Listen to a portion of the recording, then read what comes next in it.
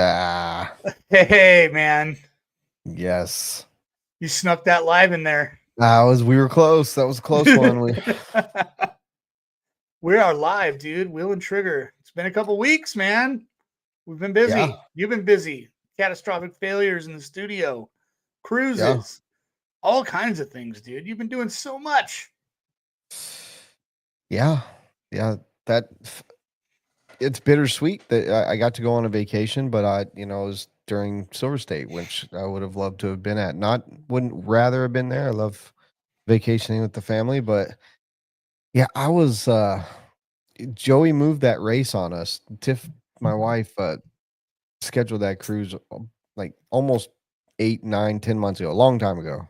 And before he said that something happened, whatever happened with the arena. Anyway, I was bummed. I was really bummed to miss that race, and so proud of everything out there. So I know we're gonna get to that, but yeah, I had a lot going on. I think we're officially moved into the new space.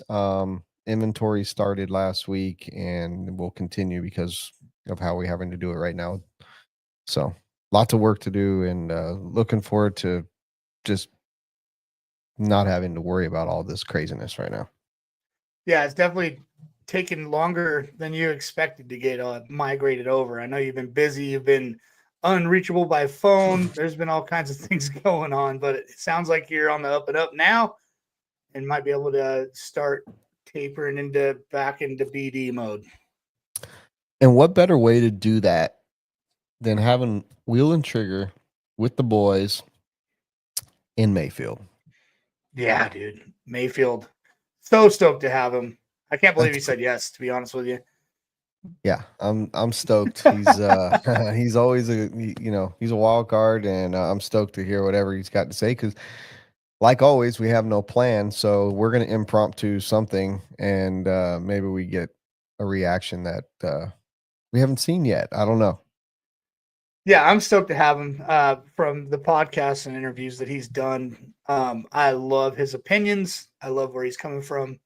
And man, I can't wait to hear what he has to say about anything. Yeah.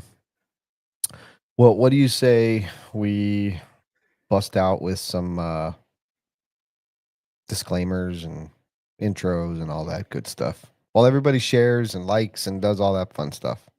Sounds good, man. Like a plan. See you soon. Here we go. The following podcast is a group of people who will be talking shit, drinking, using cuss words, and living their best lives. The opinions or views expressed do not necessarily reflect the views of their sponsors, supporters, or anyone important outside of the four walls of the show. If you are not 18 or older, we suggest talking to your parents about this podcast before watching it and becoming scarred for life. We hope you will enjoy this and not get butthurt or become a keyboard warrior after taking it all in.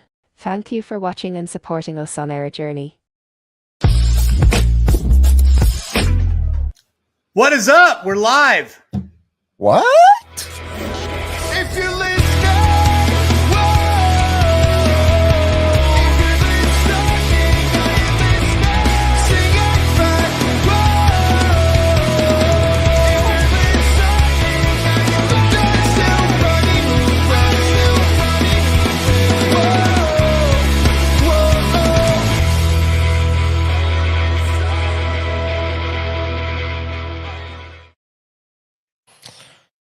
All right. Cheers. Cheers. Cheers to everybody watching at home. Thank you for continuing to tune in on our sporadic schedule. And definitely thanks to all of our sponsors: One Up Racing, ProMotion, Nitro Pro, Tekno, J&T Bearing Co., Get Shit Done Coffee, Wolf Den, TZO Tires, Beach RC Sign Up, Racecraft, and RC Box Club. Holy cow. That's quite a long list, man. I'm pretty proud of what we've built here, and this has been so fun and awesome this whole time. Yeah, it's almost just like we're getting started. So it kind of does feel like after a long break, it's like a rebirth. Yeah, I'm excited. I'm excited for what we've got coming on in the next. I mean, there's a lot of stuff happening. I mean, think about everything leading up to nationals at Thornhill in a few weeks. Obviously, we've got the RC Pro-Am out here that we put on. Um, the Lone Stars, getting there's just so much happening right now. I'm excited. I'm excited for the future. I think right now the RC future is looking really good. And obviously there's always a little bit of competition and drama and other things happening. So plenty to talk about if we'd like. Absolutely, man. There's definitely a plethora of shit going on in the RC industry, and with races that seem like nonstop back to back races, and lots of companies seem still very enthusiastic and keeping on dropping new stuff, innovative things. And man, it's a fast moving industry, dude. It's fast moving. Things live, things die, things kind of hang out. I mean, it's crazy. It's moving fast, and then now everyone has challenges. So it's not even like it's the RC industry always moved fast anyways because it's a technology based company or industry. I'm sorry. But now throw a wrench in into everything with the tariffs and the different stuff that's going on. We have to adapt, and I think the people that do that properly and quickest and smoothest will do well, and there's going to be some people that might not survive it. I mean, let's be honest.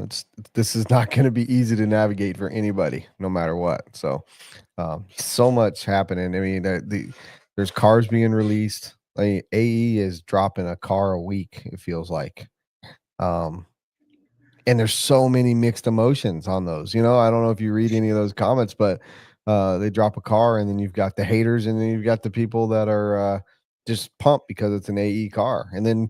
I don't know. Did you see any of the stuff about AE made the statement about counterfeiters? Did you read about that? No, I didn't see that, but I know they made the on-road guys happy. They finally dropped a new on-road car, so a lot of people are stoked on that. I know they were wanting that for a really long time, and that's cool. Yeah, To have it one is. of the America brands have an on-road car again. Yeah, especially AE because they've been a staple in touring car and 12 scale racing for a long time. I mean, they're not. I would say staple because I don't want to act like I know a ton about on road, but they were a big part of it as it came about. Obviously, there's these other brands out there, Awesomatics and you know, Serpent and whoever, whatever. All the I don't know anything about touring cars, so I don't want to act like I do. But AE is an early staple of touring car and on road racing. So for them to be out of it's kind of wild. But they released a statement about that people are counterfeiting their parts and actually selling them as AE like parts, and I saw people bashing AE for wanting to protect their company. I'm like, what's wrong? This isn't like Trax is going after somebody for some small infraction in our minds. This is people literally making the same part, putting AE on it and Ooh, selling it. I don't know who it is, but that's what they're saying is happening. see, And that's an issue. If it's a Timbuktu making a AE thing, that's no big deal. If people need it, there's always people making stuff. But man, to call it an AE part, that's gnarly. that's how I understand it, that they're selling it as genuine AE stuff, Like calling putting it an what AE it tag on it or I a don't I can't stamp or I don't know exactly, but that's the point is they're calling it, the AE part. It's not an aftermarket part. They're calling it the same thing. Whatever it is by name, blah blah blah. wow. The fact of the matter is that's what anyone works to protect is your IP. And if anyone's stealing that, why would anyone be upset at AE for wanting to protect their brand? I feel like that's just kind of a shitty thing. So I hope Well, I don't know. Like, what do you think? I Like, get them. like that brand RPM that made beefier arms for every brand and said it was for this or for that. Is it the same thing or is it not? That's different. That's aftermarket, and they're making a product that could be better, could be stronger, could be aluminum, not plastic. The difference, from what I understand, and I don't know exactly who was doing it and what the what the packaging looked like, but they're going after people that are counterfeiting. They're making it look exactly the same, calling it the same, and they must be selling it in AE packaging or something that has sparked this. That being said, it'll all come out. We'll eventually find out what they made this statement about. But I would never understand a person that would be mad at someone for protecting their product and their brand, no matter what the company is. But and it is the vintage stuff that the people are making these parts for. But that it doesn't matter. It doesn't matter if it's something ever. I mean, that doesn't matter. Calling it your own, but it's the same thing as with the packaging and everything. It's counterfeit. It's not good. Okay, well, I did see a meme. There's a meme page called Team Abrotiated, and they had a meme that was like vintage or AE not wanting to make these parts available to these vintage guys, or they're not making them. They're not coming out with them yet. But then people started making them, and now AE's pissed at it. But I didn't know that they were putting AE stamps or names or anything on them like that, which is a whole different issue. You know, if this was rc10vintageco.com or whatever, you know what I'm saying? Yeah. Just a name Right. of a brand making aftermarket parts for vintage cars that people want parts and finding a market for that. Good for them. But I mean, not if they're putting AE names on it and things like that, like you're saying. But I don't know the whole story. So and I don't we're I going don't to either. result to the comments for this. Yeah, Tim I Barth don't has something. I don't know either. The reason why I'm saying this is I don't know exactly what sparked it. I have no idea. All I'm saying is by what they posted in that statement, if to me it sounds like someone was making something exactly the same, calling it counterfeiting.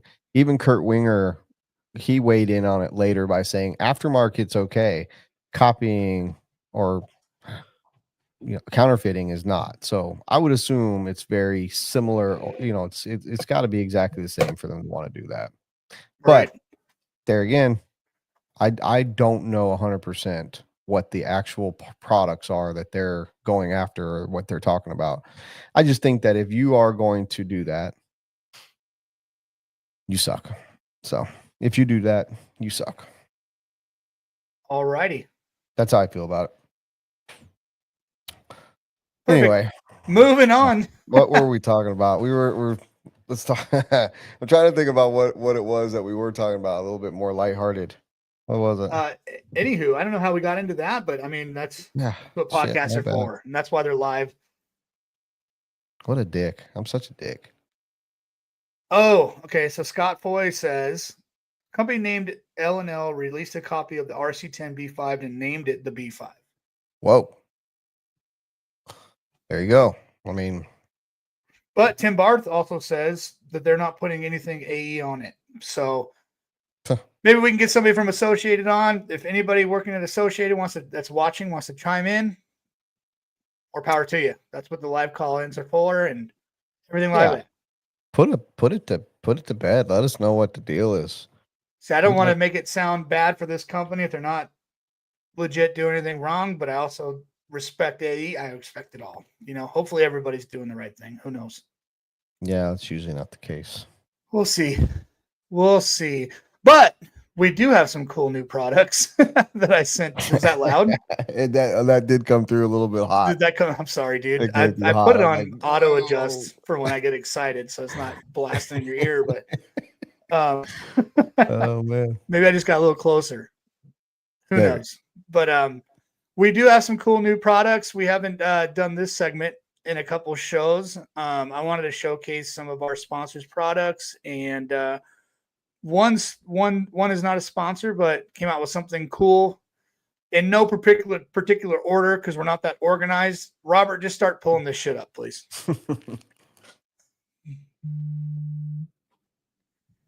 All right. So first off, ProMotion dropped their new Truggy tire, which is off of their buggy tire. It just went away. Everything just went away. Calm down. I'm trying to make it bigger and better. Okay. Well, they got their new Viper tire. They're stoked on that. One of our sponsors, our headlining sponsor, ProMotion dropped this tire, did really good. Tyler Brown with that truck right there, got third in 40 plus truck. So it's obviously pretty good. It seemed like the ProMotion camp was pretty pumped on that tire and for its release. So good job, ProMotion. Good job, promotion. Hell yeah.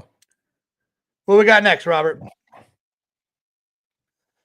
TZO, another one of our sponsors, dropping a new wing, which looks pretty cool. It looks like one of your Euro style wings, but it's got a slit in it. So that's got that's taken a little bit from the low pro wings that we used to run. People, I mean, it's kind of 50-50 now. I know a lot of people are kind of messing with stuff back and forth right now with the Euro versus back to the old school style. So, I mean, freaking cool ass wing. Good job, TZO.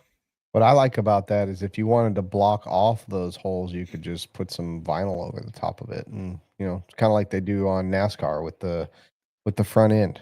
Put some tape over it. Yeah, so that's cool. Boom. That's definitely the first Euro style wing with like a split. Yeah, I think kudos so. To them. Original design, and good job, guys. Good job. I like it. All right, what do we got next, Robert? Clinic. This one kind of, this one got a lot of attention. Clinic's new spoked wheels, bringing back some retro stuff. Now, although they're not a sponsor of the podcast, these are a cool new wheel that seems like they're getting a lot of attention. A little retro stuff going on. Yeah.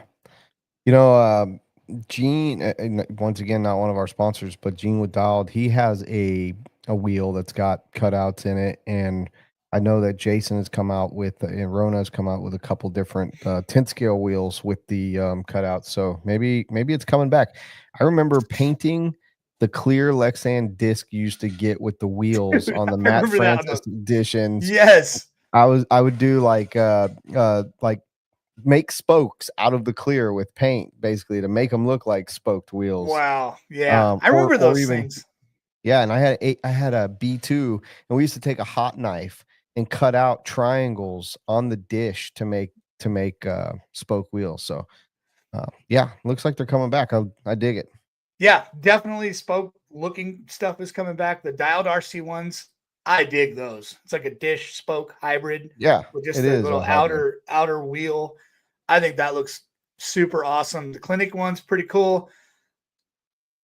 I don't think I would personally run them, but I think they're cool. They're a different look.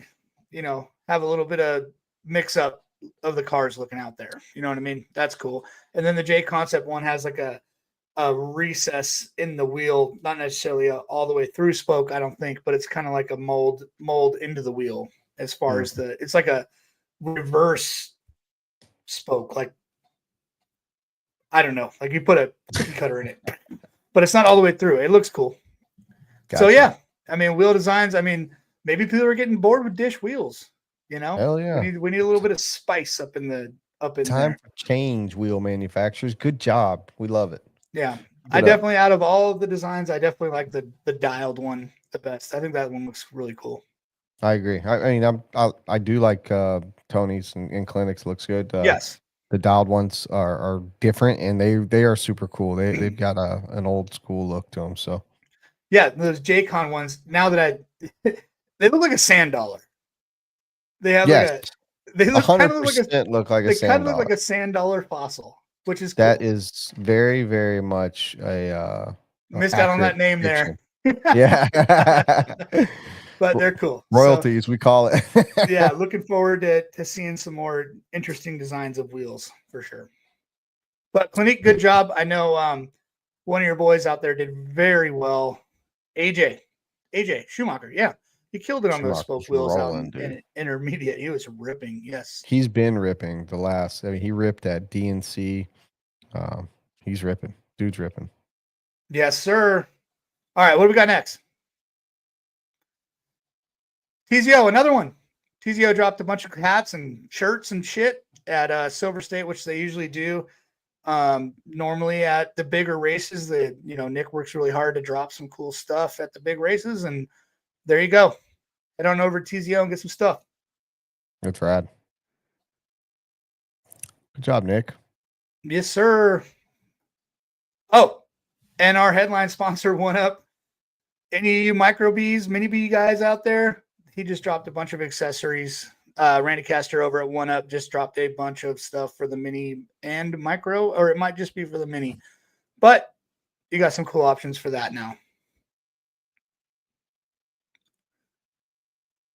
Yeah. All right. I was just I'm texting Ryan, make sure that he's good. Said text him 5 minutes before we want him to come on. So I'd say we're about 5 minutes out from Mayfield. Yep, we're getting pretty close. So and then we got one more. Oh. I think there's one more, maybe two. My bad. I don't know. Throw it in there, Robert. Sorry that it was still on me. I was texting. Oh, this was my weird news. I don't know if anybody saw this. I know this like kind of broke the internet. Did you see this, Brent? Yeah, who didn't see? I saw the in-car and the from outside. Bananas. Yeah. For anybody that didn't see it, let's play that clip real quick. 200 miles an hour. Boat does a 360 flip, and those dudes are just fine. We got sound. Watch how high it gets. What? Holy that 360 shit, just dude. They didn't need to do that. You know, like nobody asked for that. No. That was insane, dude. Dude, wow. Yeah, nuts. Can you imagine being in that boat when that happened? Being in that boat's got to be wild, and being in like a world rally car that fucking goes around a corner too hard and flips down a hill or something, and they walk away. That kind of shit's cool. Yeah, whoever builds their seats and their harnesses and everything, they definitely need to send them a Christmas card. Yeah. They did a good job for sure. All right. We got one more thing, I believe. Sorry, it's going a little long, but one more thing. Our man, the Wolf Man, Kyle Neary, congratulations on your engagement, my man. Hell yeah. Wolfed in the house. Wolfed in. Mr. Neary. Ed Wolf.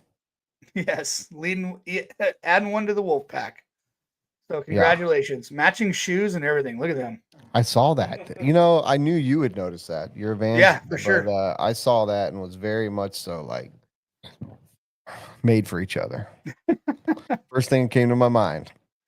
Yeah, well, those who are off the wall, love doesn't fall. Brad. Trying to get him in here. Hopefully he's in the right spot. All right. Well, we could drop a commercial if you'd like with one of our headlining sponsors. I like the way you think. We'll be back, maybe with Mayfield. He's coming. Hopefully. Hey, it's Randy from One Up Racing, and I've got a new release that you're going to love. My new Lockdown wheel nuts in 7075 aluminum. Based on the lightweight design from their titanium counterparts, these beauties are my lightest wheel nuts yet, weighing under 1.8 grams for a set of 4. The serrations are real. These are individually cut by CNC and meant to grip like hell. Tighten until they feel snug and you're good to go. These are my 3rd generation of Lockdown wheel nuts, and I've got to say they're the best looking to date. You're going to love them. Pick one up for every build. Tekno RC. Tekno RC is a championship-winning manufacturer of high-performance A-scale, 10-scale, nitro, and electric RC buggies and trucks. With a worldwide dealer network, USA and Europe-based headquarters, comprehensive warranty program, and global race support, Tekno RC is excellence in RC. View the full lineup of Tekno RC race-proven vehicles by visiting www.teknorc.com.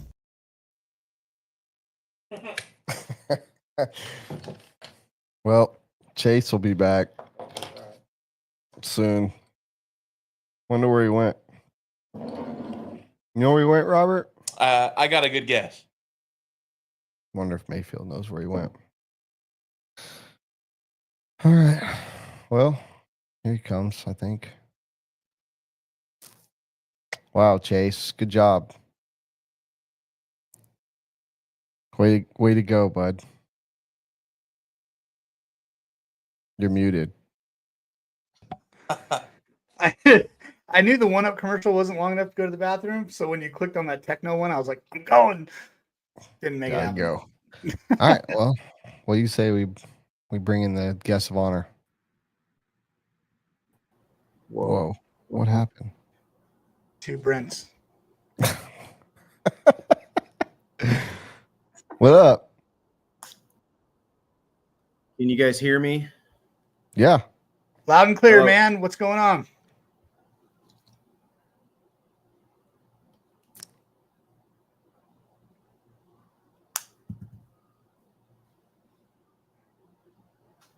Is this working?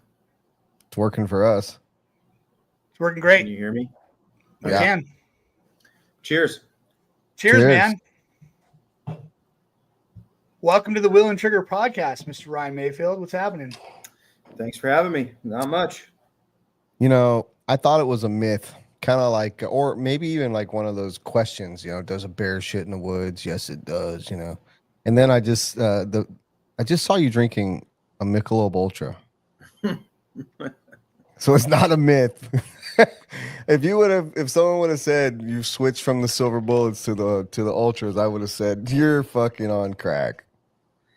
Yeah, I go back and forth. I don't know. Just whatever. I mean, right now these are tasting good, so that's what I'm drinking. Yeah. Not sure why. Go with the flow. Yep. I mean, if there's one in the cooler, I'll definitely won't be shy to grab it. Yeah, I mean, the only thing I don't really like is IPA. I'm not a big fan of that. Anything else, whatever. So if there was a cooler full of Bud Heavy, are you picking one up? Yeah, but I'm probably not drinking 15 of them like I could at Coors Light. Yeah, me either. We'll have these while somebody runs to the store. Yeah, right. Yeah. Oh man. Well, thank you for taking time out of your schedule. I know you're just home from a long week in Vegas. I know it's kind of close to home, but still away from home. How you doing, man? You feeling good? I know you didn't have the week you would have definitely thought or hoped for, but how you doing? Yeah, all good. Just like you said, long week, and I made it out of there with no illnesses, which is good. There was a couple, like Canas wasn't feeling good the first part of the week. He had to go to the ER and get some, whatever. Got him through it, but he was feeling better by the end. And I heard a couple other guys just, they call it the Silver State flu, just all the, dust and fuel in the air, and everybody's going hard drinking. And then long days, it all equals into getting sick. So I got out of that without doing that. And a little bit of a disappointing weekend, but a few podiums. I guess it ain't that crazy bad. Not what I'm accustomed to, but also just not the worst. Got to sit back and kind of reflect. It wasn't the worst weekend ever. But yeah, definitely could have been better. Yeah. Yeah. Listen, when you get home and you think to yourself, man, that was not a great weekend, but you come home with the results that you had.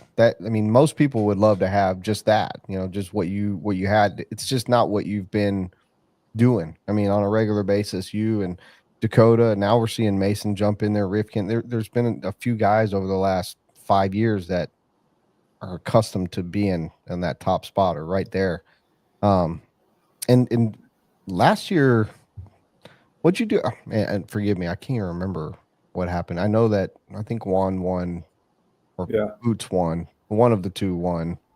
One of the buggy class and truck, right? I can't remember.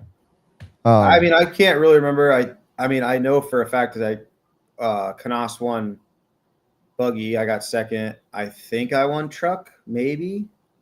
But sounds right. Yeah,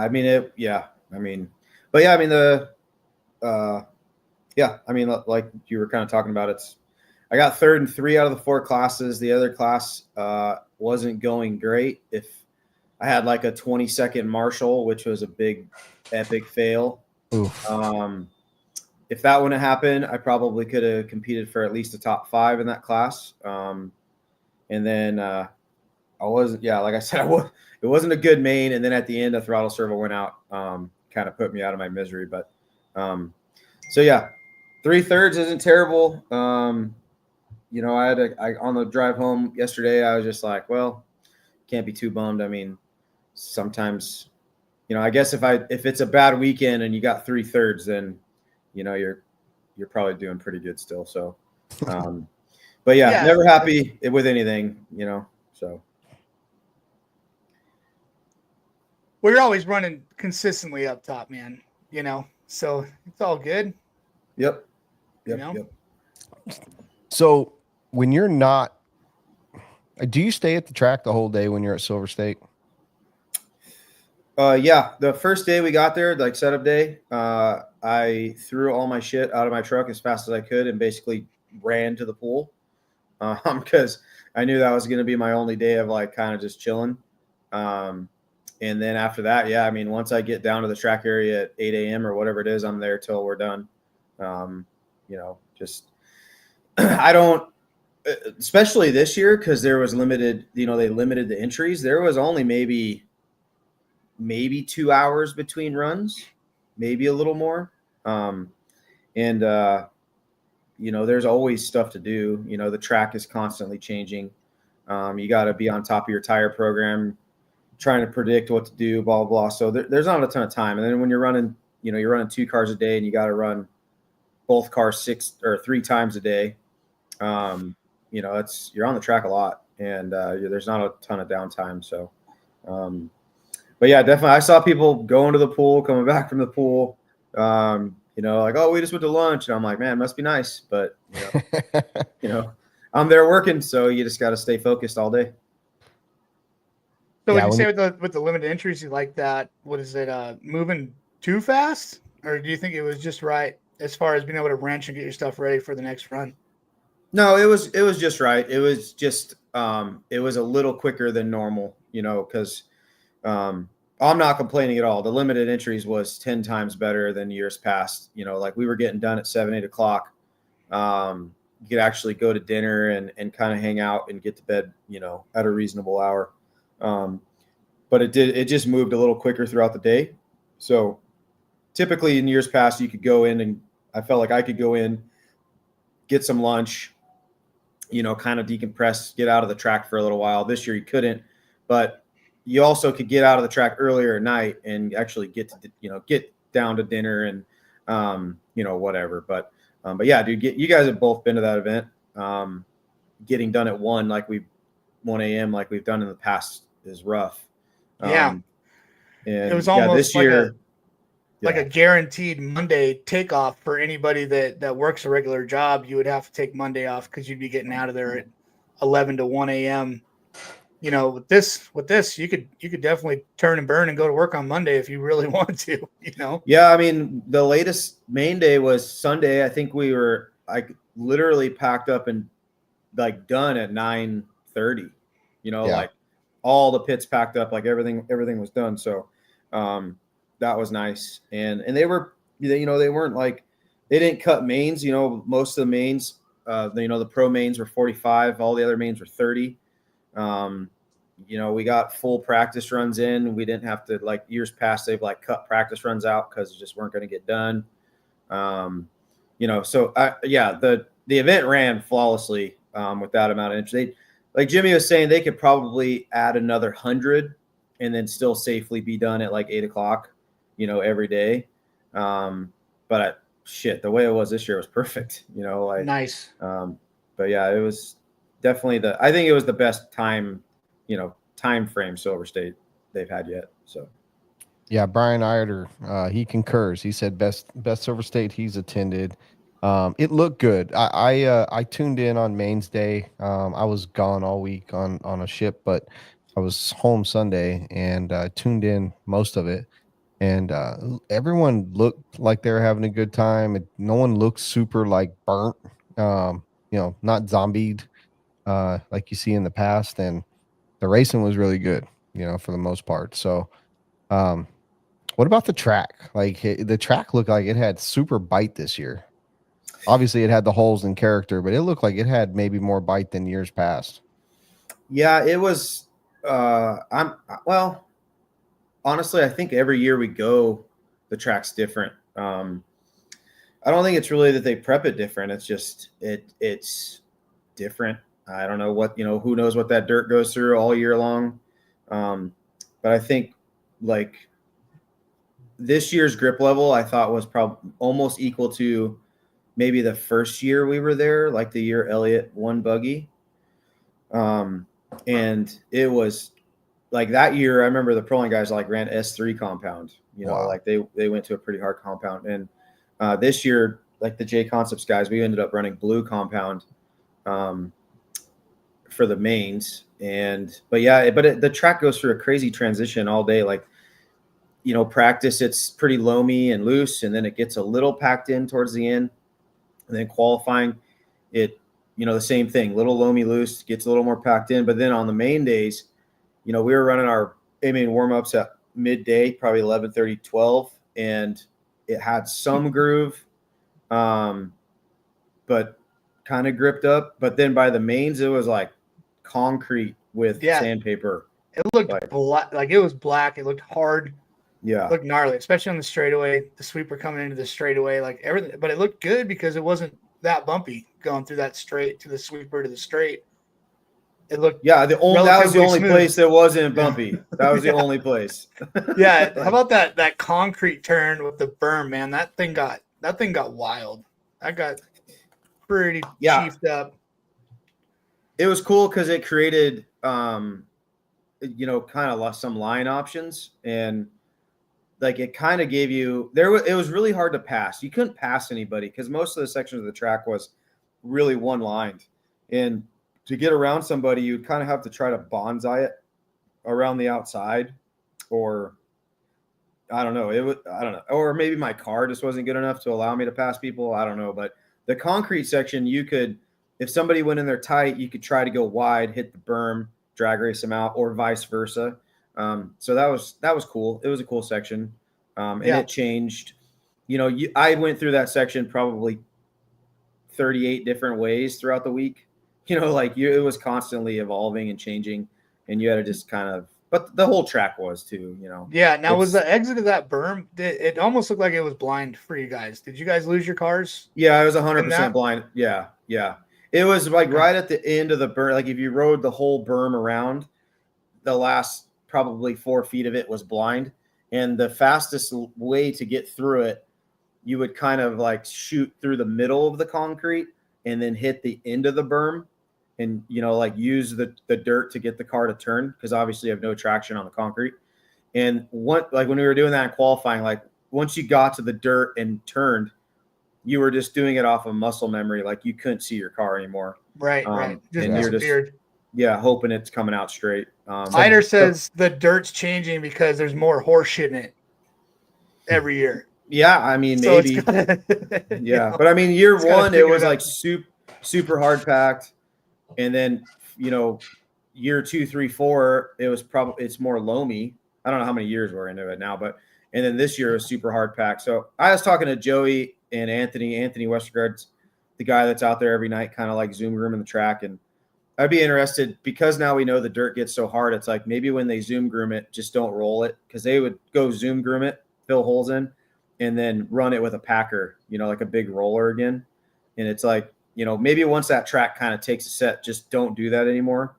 And just kind of let it loam up, fluff up. And because I guess I'm going to say it's my biggest complaint, but everybody loves a rough track. But when it's that fast and grippy, and then all the holes are super jagged and like edgy, squared off, it's really difficult to try to like enjoy yourself. If it's like rough and like rounded off, and you're there, you can maybe jump a hole to the next hole, like that's cool rough track racing. So Pro-Am, you need to come out. Yeah, you'll like it. Yeah. So in years past, it's been like that at Silver State. It's gotten to go around a berm, and it's just like there's just like doubles in the berm, which is cool. So I talked to Joey about that. I mean, maybe they could try that next year, just to kind of get some of that sharp edge stuff out of there. But yeah, hitting that berm was like banging a cushion, like a dirt car, like coming around like the Chili Bowl, man. It was awesome. Yeah, I don't know if anybody got a picture, but we were walking the track before the mains, and like there's like, maybe an 8-inch lip, like where the dirt met the concrete, and it was a nice transition. But you know, it all of a sudden just turned into a wall, you know, Yeah. like, and it was just a straight edge wall. And so that's when that like inside line super slow on the concrete started kind of coming around. Yeah, you saw a 'Cause- lot more guys doing that. Yeah. A lot more guys starting to take that line where, which in the early days, nobody was doing that. Everybody was in that middle berm line and cranking it out. Yeah, you could hit it just as hard as you wanted to early in the week, and then for the mains, that ledge got built up, and it was like you'd hit it, and your car would just like flop over upside down, you know, like, and you're like, oh, hopefully it rolls back on its wheels and you can go again. But yeah, it is pretty gnarly. Definitely, I don't know if they've ever done a concrete section at Silver State, so it's definitely interesting addition to the layout for sure. Yeah. So, I mean, obviously you've probably have, if you haven't, you're under a rock, but you recognize that Mason Fuller has been like on this close many a times to winning a race, but he shows up to Silver State and he dominates. Mm-hmm. What did you like? What'd you say to him afterwards? You guys are buddies, right? Yeah, I mean, you know him. He's not one to talk. Yeah, You know, he's pretty. it's hard to get anything out of him. Yeah, he's very reserved. I mean, he's been here in my garage and you know, hanging out with Camden and Spencer Heckert, and you know, even when he's in that zone, you know, kind of chilling with his buddies drinking, he's still very reserved, and then he's extra, you know, very very reserved at the track. So it doesn't surprise me at all that he was doing what he was doing or did what he did. You know, he's been awesome all year. I mean, he's gotten second basically all year, contending for the win everywhere. You know, so I guess just, you know, age and maturity is meeting talent, and he showed it this weekend and just, you know, went out there and had a very dominating performance, you know, and you know, he didn't leave really any questions for, you know, like what ifs out there. You know, he just straight kicked our ass all week. So, but yeah, like I said, it doesn't surprise me. He's a good guy. Him and his parents and his brother are obviously very dedicated to this. They've been doing it for a long time. And they kind of do things their own way, but it works. You know, their stuff works everywhere they go. And yeah, he's a cool dude. You know, I didn't say really, I mean, after Truggy, I kind of went up and said, good job, gave him a hug. And then, you know, after Nitro Buggy, I was like schlepping a bunch of fuel around and just walked up and gave him a fist bump. And I was like, dude, killer job. And he just smiled and walked away, just like typical Mason fashion, you know, like, but yeah, he's like, it doesn't surprise me. He's an immense talent, and it was his weekend for sure. Yeah, I was telling my wife when I was watching it, and I was like, it's hard to comprehend what he just did, but the way he walked off after winning Buggy with zero emotion was incredible. It was almost kind of like, I mean, anybody would have acted like they just won the Daytona 500 if they won that race, especially if it's their first big Nitro Buggy race. And Mason was just like Mason, you know what I mean? Just totally chill. It's wild to watch that, but yeah, it was a great weekend to see.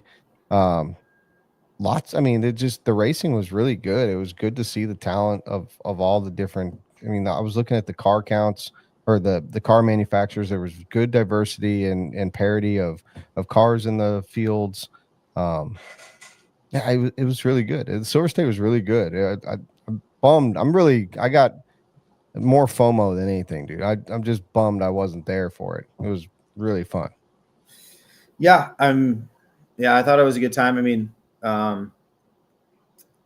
you know, I had my struggles, but I had a good time, you know, like even after, the Nitro Buggy main sucked, but you know, after all my mains, I was like, I did what I could do. You know, I had fun racing with those guys, and the track being rough like that kind of allowed you to get creative, and, you know, maybe kind of battle with some dudes that you don't typically battle with. I mean, I think there was pretty damn good racing from second on back. I mean, Mason kind of made it boring for the lead, Right. But everywhere else, there was some good battling going on. So, but yeah, as a guy that's leading the race, that's what you want to do. You want to make it as boring as possible. And he did a good job doing that for sure. Yeah, he did a great job. I mean, you guys, speaking of doing a great job, Tekno has been dominating this year. You guys, I mean, Spencer Heckert has shown a whole new side of himself this year, getting some great finishes. Um, Jared Wiggins has been out on the tour, just killing it. You guys are collectively doing a fantastic. I mean, look at Seth at DNC. Is the team really gelling right now? Are you guys on like autopilot? What's going on with Tekno? Well, we ran together. Well, first of all, I agree with you. Yes, we are doing really well. We are vibing as a team well. And we ran together quite a bit at the beginning of the year and learned a few things that applied kind of to everybody on the team, which was nice. And then, yeah, started the year. And yeah, like you said, we've been doing really well as a whole. Even this weekend, we had not dominant cars, but we had a lot of guys making the mains and doing well. And, visually watching the cars, they looked like they were going around the track pretty well. So yeah, we made a lot of progress. And like you said, I think most of it is just kind of team vibe, team atmosphere. And that kind of comes from the top down. Danny, the owner, and Matt, the manager, and even Matt, our Minnie, the engineer, like when we're all together, kind of working together, like everybody's just open to opinion and there's no like, this is how it has to happen. This is what we should be doing. This is what you have to do. There's just like, let's just do this. Let's try that. Okay, good idea. Let's go that path. So it's been good and it's shown in the results. Obviously not a lot to show for it this weekend, but we also know that we need to work on the rough track stuff. The Silver State's a pretty unique set of circumstances with it being, especially this year, being so high bite and so, bumpy. So, but on the normal tracks, like the typical tracks that we're kind of, PMB, Nitro Challenge, we know Nitro Challenge is going to be bumpy, but it also isn't that crazy edgy kind of feel. SIC like stop was your car decent stuff. Yeah, like SIC was decent. TNR, like everywhere we've been, the cars have been really good, very competitive, and the whole team has been very competitive. And then I thought this weekend collectively as a team, we were all off a little bit, but still, doing well. So and that's okay. You can have off weekends. But yeah, it's been a good journey and it's been fun working with these guys for sure. Nice. Chase, are you okay down there? Yeah, I'm good. I'm just listening to you guys talk. It's great. Speaking of you, that I saw some videos of you at short course at the skate ramp park. Yeah, dude, I've been having gnarly. a lot of fun with that thing. A lot. That was definitely in my question bag, because I just saw a video of you and Spencer that I think Troy Pro Tech released, or A-Main, somebody released it today or yesterday. You guys ripping the Nitro short course. So I really want to know your opinion on this. I wanted to ask him this too. Yeah, like what is your opinion of like an 8-scale short course truck, especially in my, my specific question, like 8-scale nitro short course truck, and you were driving one the other day. Well, I mean, I've been a fan of I've liked that. I've liked short course forever. I mean, a couple of years ago, well, I used to, as most people probably know, but if you don't, I ran for Associated for a long time during the short course, like boom. Yep. And Associated made an SC8, and exactly what you built, Chase, and what Spencer built a long time ago. And I had a bunch of those things, just completely destroyed them. And I was always kind of bummed that I never kept one. So like a year ago, 2 years ago, one popped up on Facebook Marketplace. The thing was like perfect and like damn near brand new. And I like went and bought it as quick as I could. I haven't done anything with it, just sitting on my shelf over here. And so, and then, yeah, the 8-scale short course kind of guys started making them again. And I'm like, yeah, that's badass, so yeah, I saw Chase did a good job of getting the right tire under it. Cause like 8-scale tires don't look right on there. And then, yeah, Spencer built one and I drove it. And Yeah, we had to make a couple changes. Like we ended up putting some like truggy gearing in it because the nitro motor is it's more sensitive to gearing. And then we went and drove it out at the nitro compound, and it was badass. And then we took it to Silver State. We drove it on the fifth scale track, and it wasn't easy to drive with those tires on it. No, with all the meat on the sidewall, it definitely wants to tip over pretty easy. Well, it didn't want to tip over. It was just going to spin out. Okay. Well, what I've been finding is it's wanting to just tip over because the rubber's rolling. It's rolling or it's too tall. So I think we need something in the middle, something right in the middle. I saw a guy, he 3D printed a wheel that fits with a truggy tire. And I think that's going to be the key, especially for the pros, I know nobody's Well, the key to this class is that if you want it to be fun, it needs to remain scale and it needs limitations. Like if it's going to be a class, I think it should have like, you have to run this tire, or like if there's 3 different tires, like you have to run those tires. You have to run a ride height rule, a body height rule. It has to have mud flaps. You know what I mean? Like it has to look scale for it to be cool. And keep it looking scale and not, what short course involved into the aero bodies and all that gnarliness. Yeah. It's got to look pretty scale, which is going to be sick. It's going to be a pain in the ass to do it because there's going to be like, it would have way more tech involved than like a race car.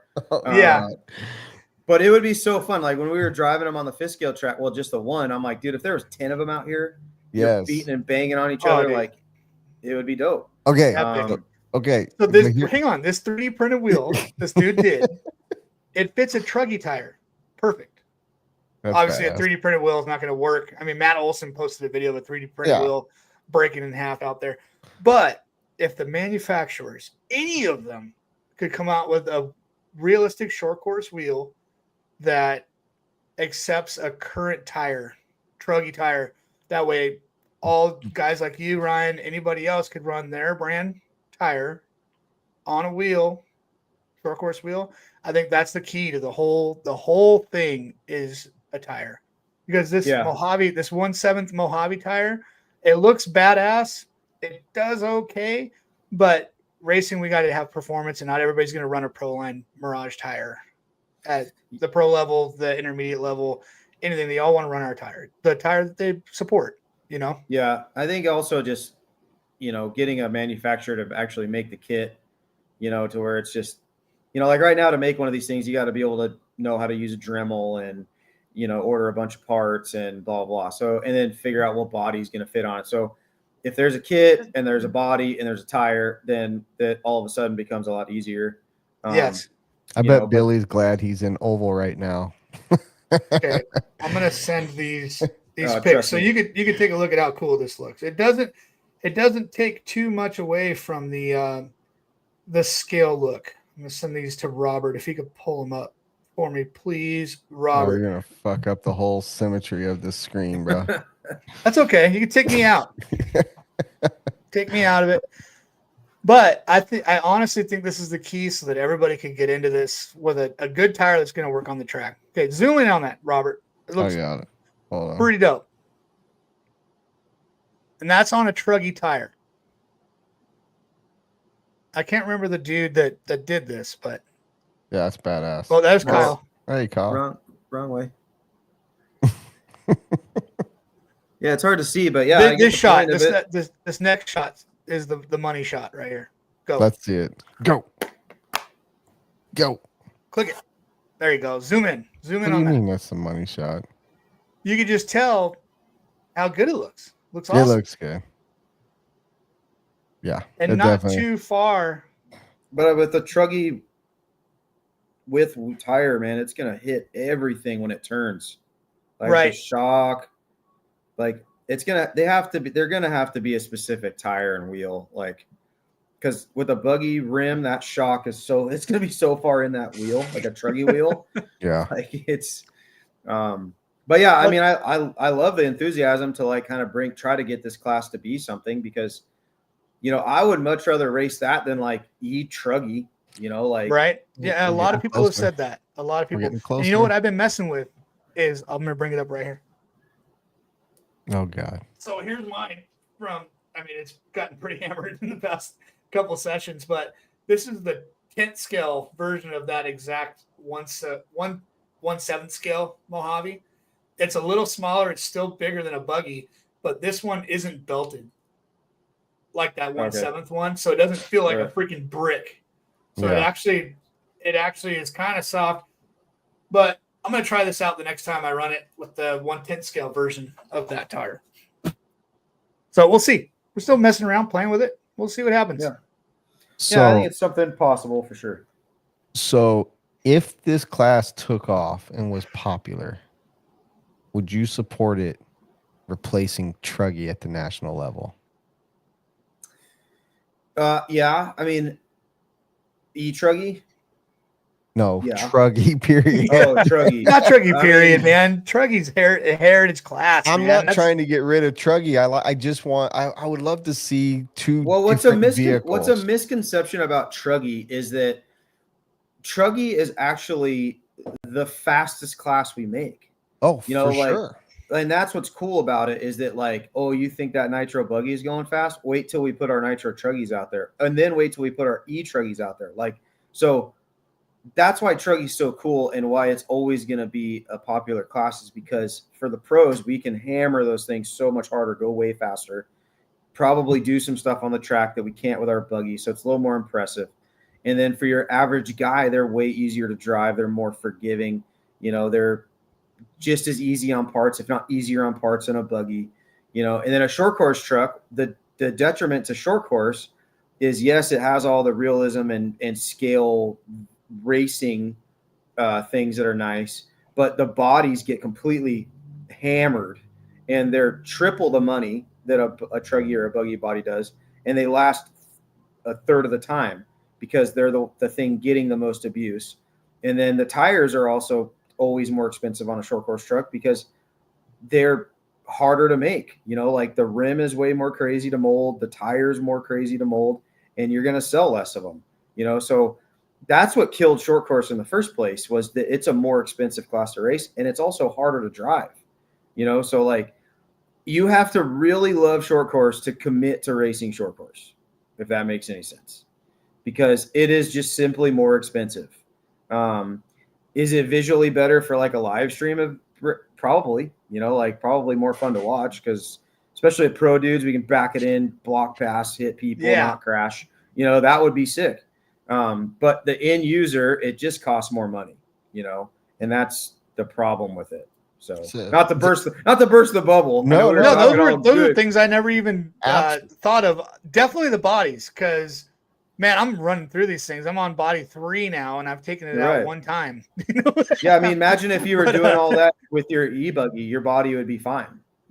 Absolutely. That was a really good perspective, and it definitely shows that there's a lot more to it than just having two different looking vehicles. Right.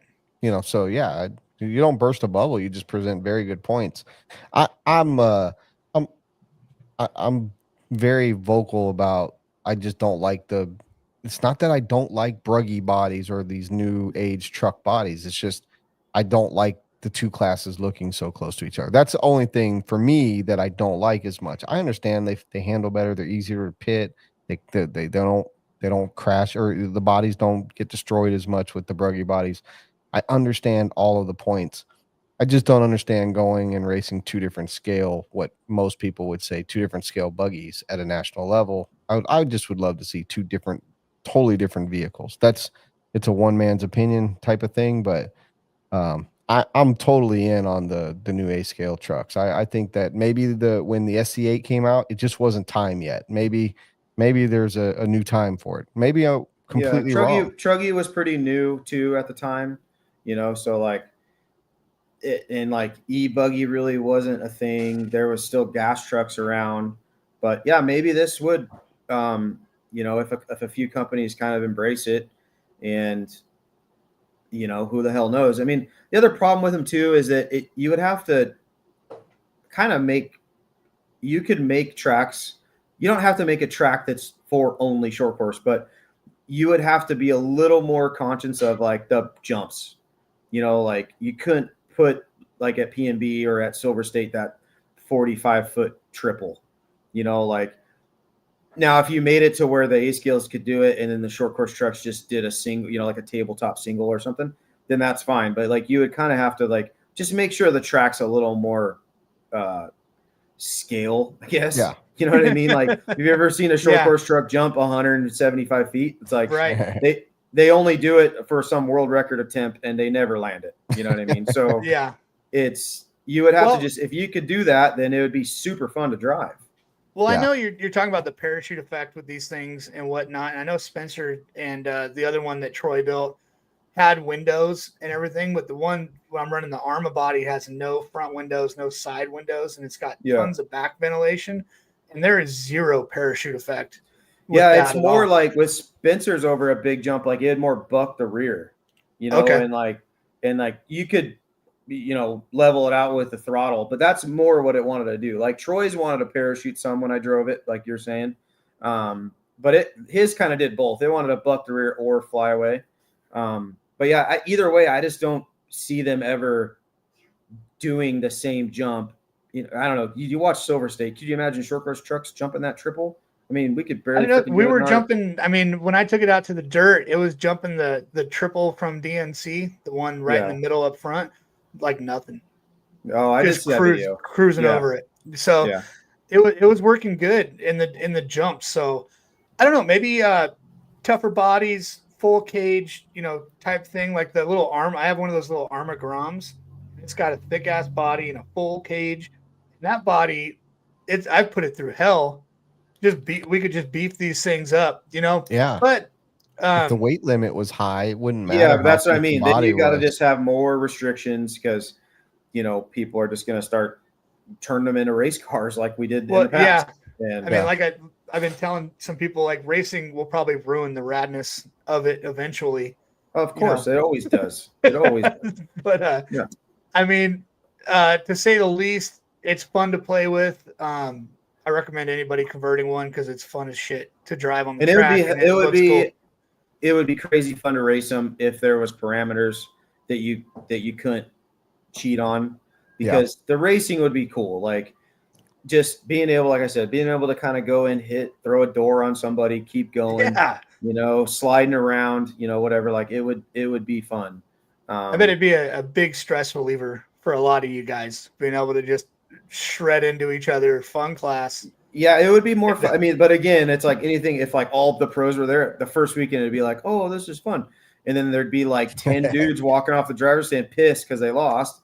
And then the next race, we're all going to show up like all the rest of our fully shit's going to be. Shit. Yeah, all the rest of our shit is going to be the same, but our short course truck is just going to be like some fuck you rocket ship. We're trying like, nope, not going to get beat again. So yeah. But while we're on the subject of wild and crazy things, you live through the different fads of wheels, and spoked wheels are coming back. No, they're not. So what is your thought? They are not. What are your thoughts on these new cutout wheels, whether it be spokes or like dish with like cutouts or the sand dollars? Sand dollars. we coined them the sand dollars. What is your thoughts? I mean, if you want your car to handle worse, then run them, I guess. There's no handling benefit to that at all. It's only detrimental to your everything. I mean, everything about these cars is aerodynamic based at some level. And like the reason the dish wheel took over is because there's way more force from as you're turning, there's air pushing on that thing. You know what I mean? And it's like loading the tire more or putting more side load on the car, and it's also, well, at the time they were stiffer. I think that's probably why it happened. But we also have like tested this back to back. It's like every time you put a dish wheel on versus spoke wheel, you just have more steering, you have more traction. So like if you're running a spoke wheel, it's right now. The only reason you're doing it is just because you're wanting to be different. So again, not to burst bubbles, but if you actually tested them back to back, there's no way you're going to tell me that spoke wheel is better unless your car already had way too much steering and way too much traction. You're trying to take it away. Yeah. So it's a tuning option. I guess if you want to use it as one. I mean, and when you watch them go around the track, I think they're harder to like. Makes the car look darker. You know, like it's something about it. It's not as like the car doesn't pop as much, you know? But I mean, hell, they're a toy car. Fucking run whatever you want. You know what I mean? But I don't think you'll ever see a pro guy run them, to be honest. Okay. So you didn't Word. back when you had them back in the day when like that's all there was? Well, Jason used to make me run them because that's what he made. Dude, I remember when the double X4 came out, right? I was racing at M&M Hobbies. I was just Those were big spokes. They Big, were high massive. spoke wheels. And I thought those were Yeah. the coolest fucking thing I've ever Yeah. seen. And I didn't have a 4-wheel drive, couldn't afford a 4-wheel drive. I was like fucking 13, right? But I remember when those came out at M&M, I was just like, holy shit, that is the coolest looking fucking car I've ever seen. I remember those wheels. Yeah. I was telling Chase Ryan earlier that when I had a B2 buggy, I was 13, 14 at the time when I had it, and what we would do was cut out the spokes out of the dish wheels. Like we would cut to the ribs every other one. Yeah. There was 6, so you could cut 3 out, or like I had a double XTCR Matt Francis edition with the clear dishes that you put over the top of them, and I would paint spokes into those just so that it looked like they were spoked wheels. Yeah. But dish I wheels. remember running the Lexan dot, what you were talking about. Like it's like a solid spoked wheel that Losi sold, but then you could put a Lexan dish over it. Yep. Yeah. And my dad used to paint them like pink or green or whatever. But those were the good old days, man. Those were so cool. They were buying new dishes. Like, yes. Yeah. There was a guy, Ross Denny, used to race out here, and this is fucking forever ago, but he was like one of the only guys first guy I ever saw. Like he would draw spokes on his wheel, his dish wheel, with like a Sharpie, because he liked running spoke wheels because he could see the wheel spinning, and he could that's how he kind of would judge like what his brakes were doing, I guess, or whatever. But he liked how a dish wheel drove, so then he would just draw them on the dish, so it looked like a spoke wheel, but it was a dish wheel. So nice. I mean, you could get creative back in the late 90s with those Lexan wheel caps, and people did for sure. Yeah. Yeah. We didn't have printable vinyl back then, so now all you gotta do is print something to make it look.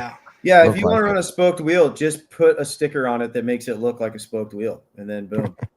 Yeah, that's what Dickerson just said. Oh, yeah. Okay, maybe a couple bowls were bursted, but whatever, dude. Who gives a shit? Sorry, I'm just on here killing dreams, man. Sorry. I love it. 8-scale short course will happen. I love it. 8-scale short course for the win. Well, look, we're at the halfway mark here for us. We're gonna do a commercial and come back and take live callers. You up for taking a couple calls? Yeah, I'll hit the bathroom and I'll be ready. For sure. Right. Thanks, man. All right, let's see what video we got here. BeachRC.com, the racer's one-stop online hobby shop. Choose from all the popular brands and variety in stock with super fast shipping and great customer service. BeachRC.com still has the local hobby shop feel with all the benefits of the internet. BeachRC.com is the exclusive distributor for Ultimate Racing, S-Works, Pro Circuit Racing tires, Nitro Lux fuels, and Assault RC performance products. So fill up your cart and check out at BeachRC.com today.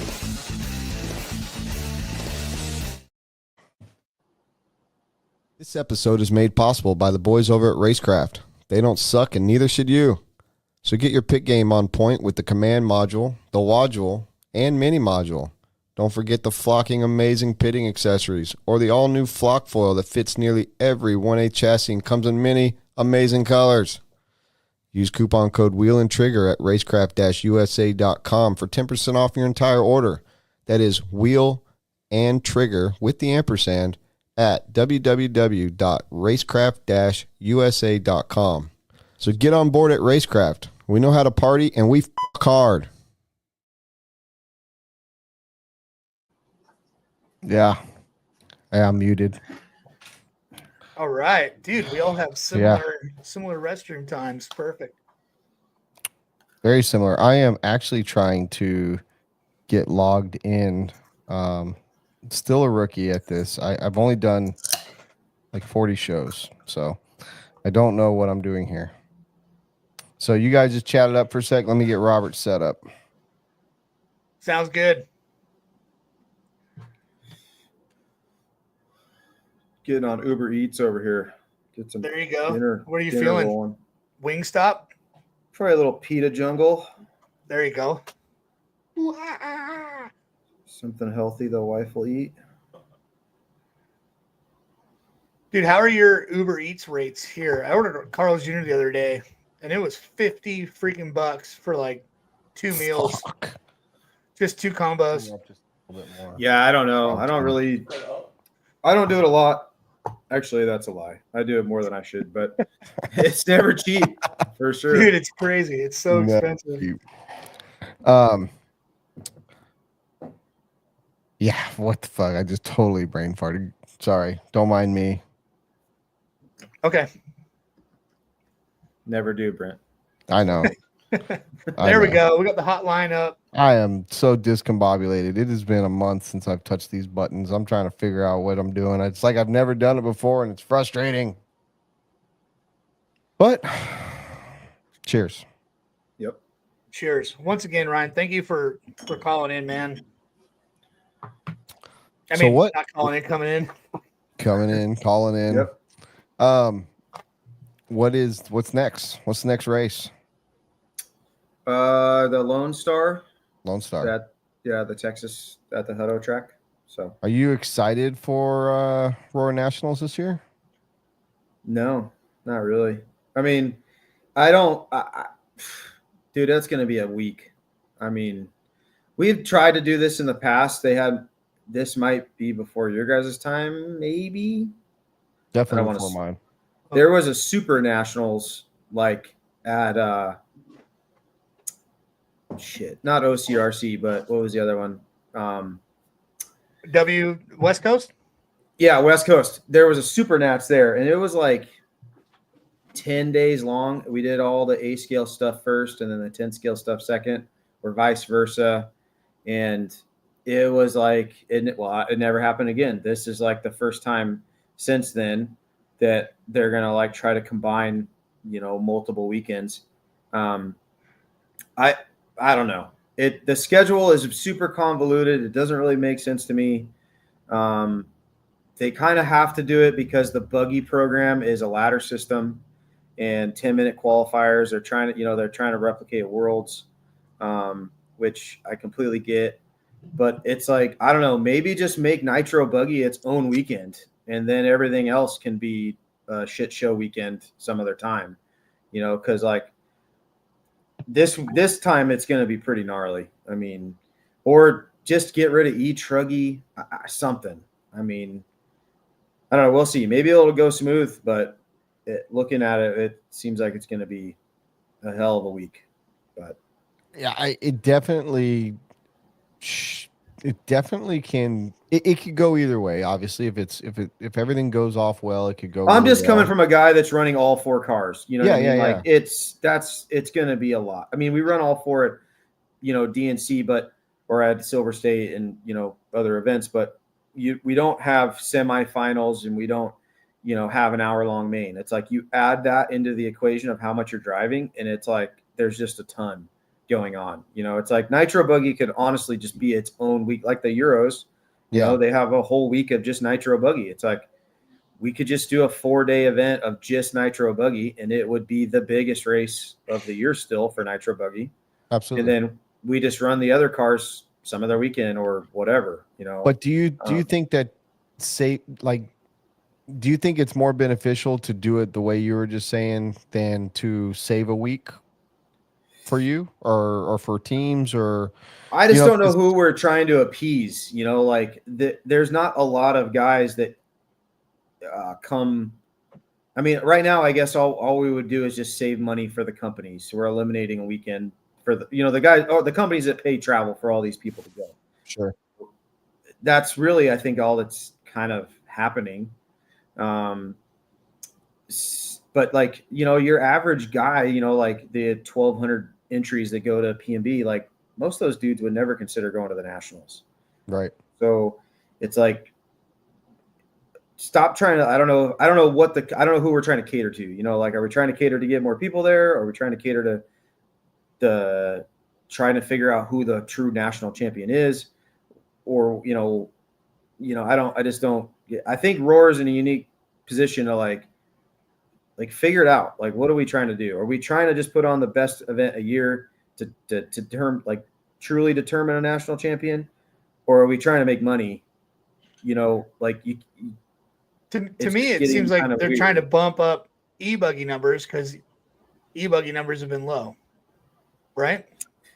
Yeah, I mean, e-buggy and e-truggy numbers are always low, but like I said, that's like the biggest sales in the industry is e-buggy and e-truggy, but those customers aren't like 100% race-based customers. They're generally just getting in.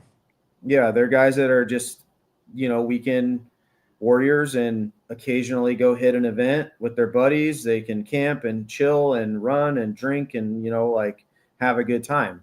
I mean, we view it as a serious class, like we have for years. But yeah, I don't know.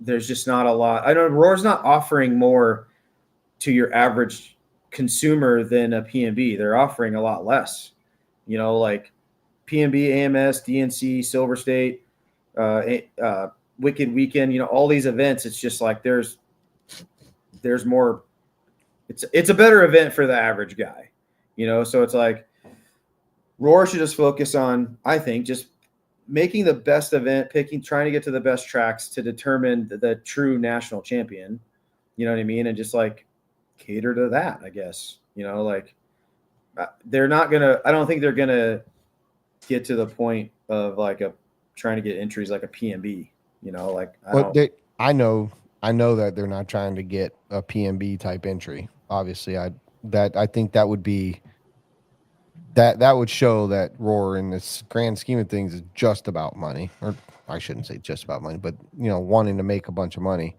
I think for the most part, it's to, like Chase said, the entries are down. You got that, Robert? Yeah, that entries are down with the electric stuff, and then when you start thinking about, okay, if you combine them, you're saving everybody a week of travel somewhere for the other nationals if they were to continue to do the electric nationals, whether they do it annually, biannually. I know there's lots of ideas being kicked around that I won't speak of, but they'll eventually, be spoke of publicly. But I personally don't know if it's, I'm looking forward to this year's nationals just to see how it does actually turn out and how it does work. As a racer, as a fan, as somebody that sits on the Roar committee, like all of it, I'm interested to see exactly how it works out, because it could be good, but like you said, it could be a total shit show. I'm hoping it's not, I obviously I hope it works out well. I mean, it's all going to work out. I mean, it's like it's eventually just going to be normal, I guess, if you're going to commit to it. But yeah, I don't know.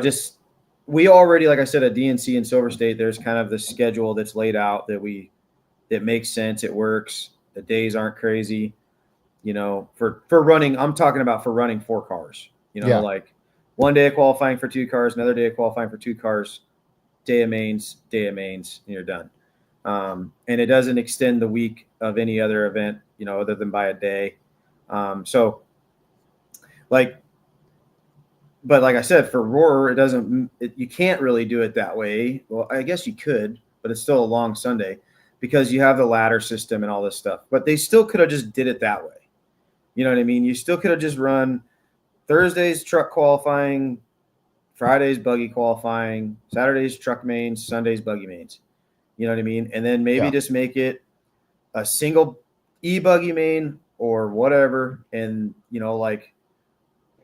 if you're including electric, then just take the emphasis.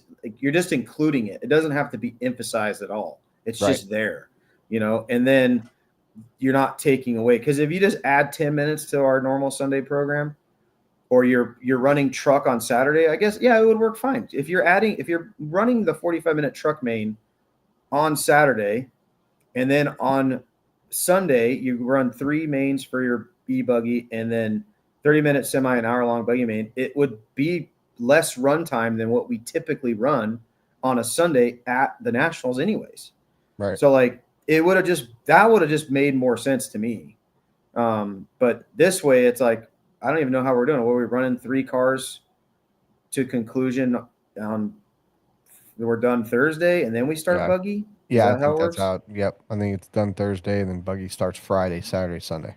Yeah, so then it's just kind of like there's already kind of a thing set, that works well, and this just seemed like it was kind of, I don't know, overthought. Whatever. I mean, we'll see how it works. Yeah, I think it's going to be a big.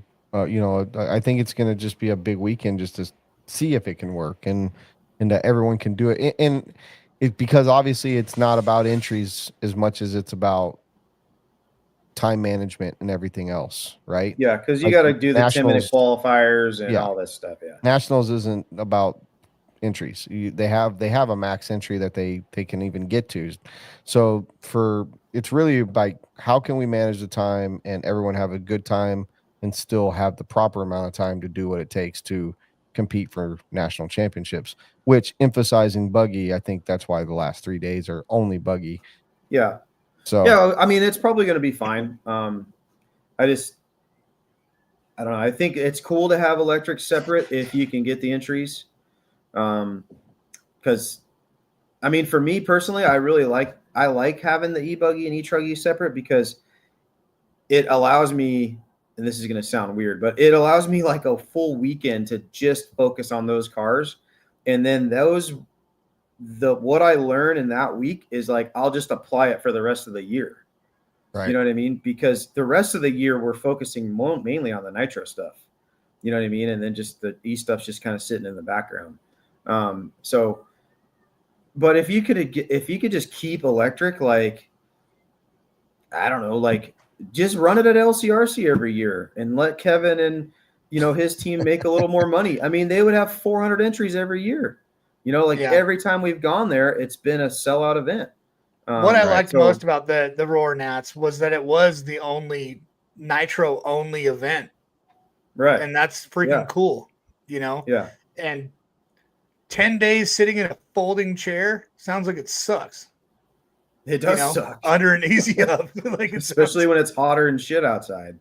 But I think the prestige of the Roar Nats and having it be the only nitro event of the year, I thought that was the cool part of it. Yeah. And now that's mixed. Yeah, it's just getting watered down, basically. Yeah, I don't know. We'll see how it goes. Yeah, for sure. I think that we're gonna see some stuff. Like we're gonna see whether it's gonna work or it's not. We're gonna see whether people like it or not. Yeah. And we're also gonna see how it's managed and how everybody handles it. So I have, the only dog I have in the fight is that I sit on the committee. I personally would like, I don't ever go to the electric nationals because most of the time I don't have a ton of reason to. I don't race it. I don't particularly care to race A scale electric. So for me, I've never even been to one. That being said, if it's happening while I'm at nationals, it's different. I get to experience it. I get to be there with the guys. I get to be there with the team or maybe even participate, but for me, I'm impartial. I hated that there wasn't enough interest for it to go to Chico and go to A Main. I personally thought that it was going to do pretty well this year being at that track. For whatever reason, I was completely wrong. That being said, it was there 5 or 6 years ago, and it was kind of the same. I mean, there was nothing. There was no entries.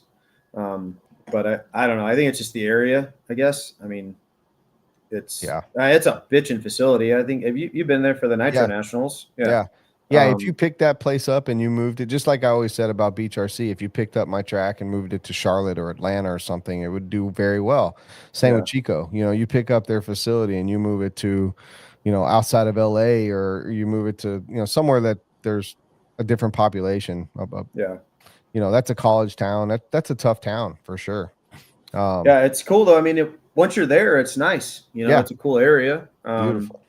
But yeah, just getting there, it's not easy. You can't really drive there, especially if you're from the Midwest, East Coast. That's a haul. That's a haul. But yeah, it's great. It's a bitchin' facility. I mean, I think there's going to be a race there later in the year. I'm looking forward to getting up there again.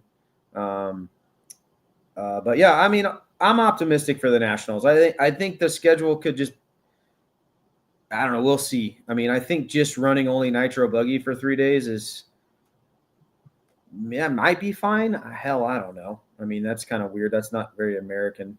You know what I mean? But we'll see how it goes. Hey, we got our first caller of the night. Cool. All right, caller, you're on the air. Thanks, Robert. Well, raise hell, Maifield. How you guys doing? What? Did you understand what he said? I said raise hell, Maifield, man. That's my new saying. raise hell, Mayfield. Got you. Right on. What's yeah, up? Yeah, boy.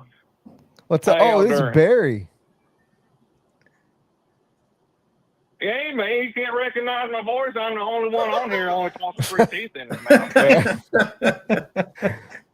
What's up, Barry? How you been, man? Man, I've been good. I'm sorry it's been a while, man. I just been all kind of depressed ever since Beach RC closed, man. I ain't anywhere to race, but I got me an 8 scale, man. I'm going to come down to the Pro-Am and the Fall Brawl now, man, and I'm going to try my hand at some of that 8 scale racing. I'm going to be just like Mayfield, man.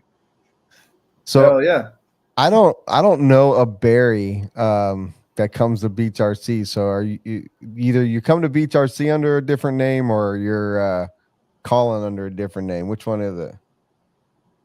Well, man, my actual birth name is Cletus, so you probably see me under Cletus when you're down there, but I go by Barry because Cletus is my brother's name, so I got to go by Barry. But, hey, listen, man, I wanted to give you guys an update on you guys remember my sister Gertrude, right? Yeah. She's an update on her. How's she doing? Yeah, we're real proud of her, man. She's doing great. She lost a bunch of weight. We're proud of her. She's down from a 5XL to a 4XL, man.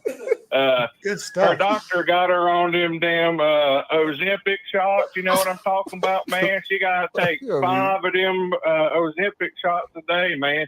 She takes more shots than the whole WNBA, man.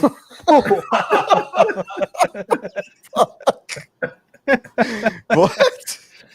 Nice. Well, Man, I'd love to have her good. call She's in one doing day. good. I'm glad y'all asked. Yeah. Is she there? Man, Is she there in the trailer with you? That, man, she's actually out right now doing her underwater basket weaving class, man, except she really can't go underwater. She says it's underwater basket weaving, man, but really she's just up on the top just floating there, man. She can't really sink down. She got too much weight on her. But listen, guys, I called because I got this burning question. I just got me an 8 scale, and I gotta know what the magic formula is. I need to ask Mr. Ryan here. Mr. Ryan, what is the exact correct ratio of track time to beer?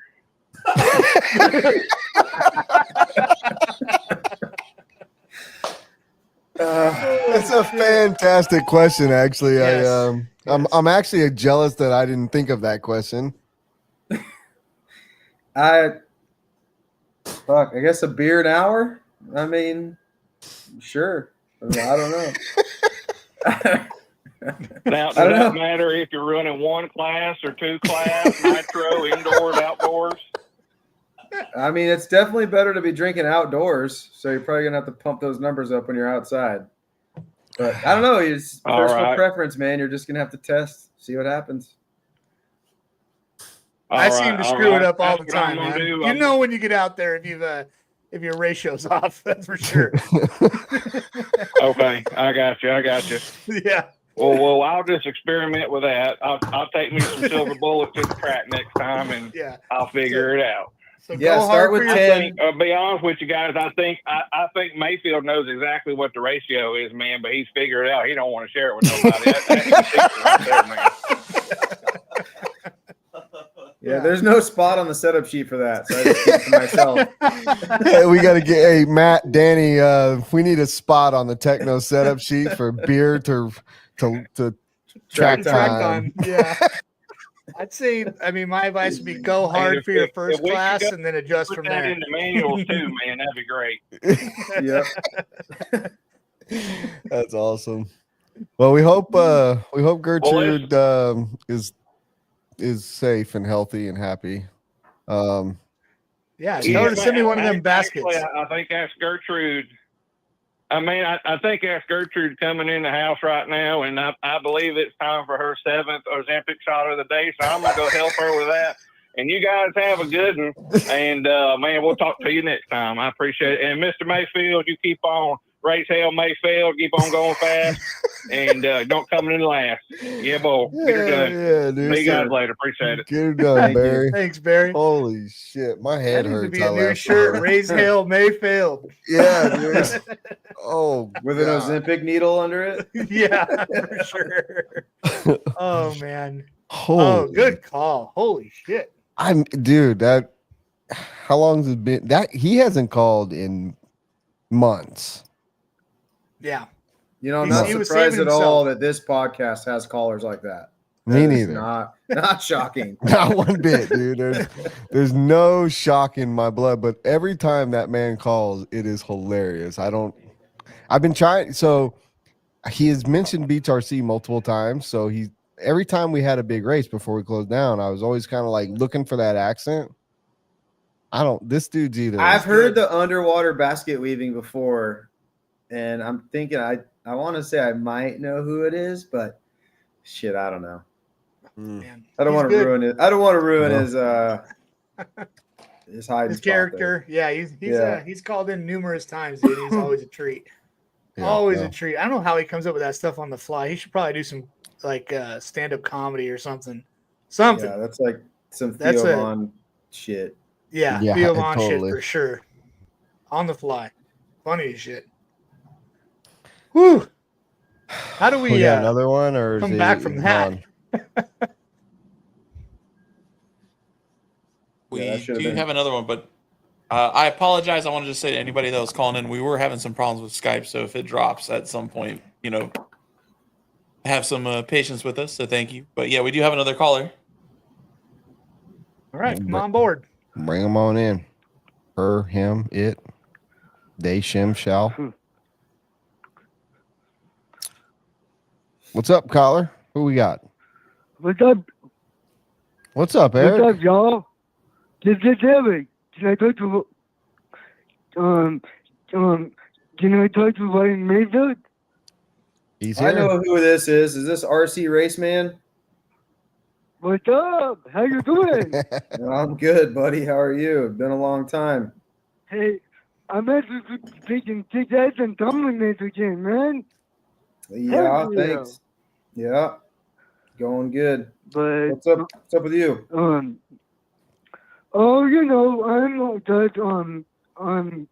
kicking ass, taking names. Hell yeah, good for you. Yeah. Hey Eric, can you see your name going across the bottom of the screen? It looks pretty cool. Yeah. Yeah. This new feature.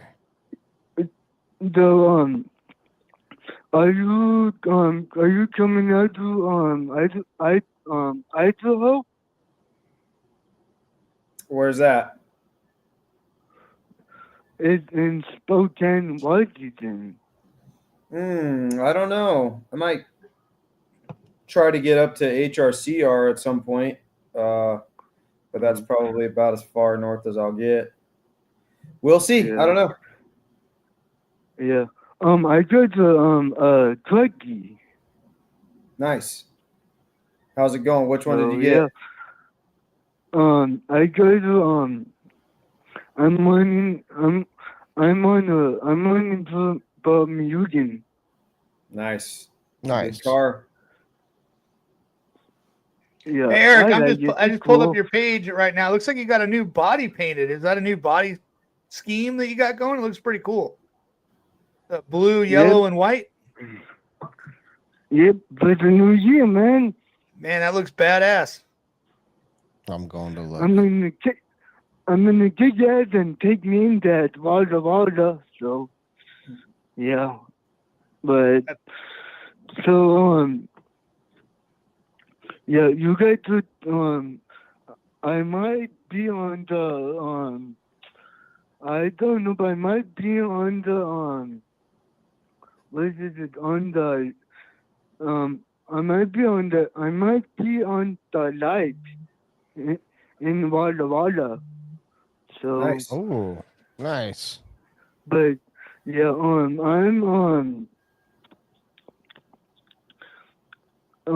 got my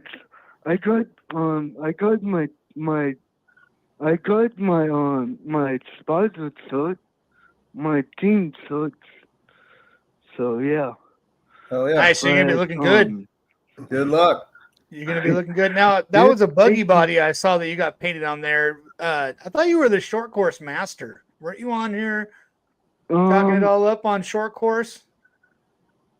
Short course. I retired short course. Now I'm working the buggy.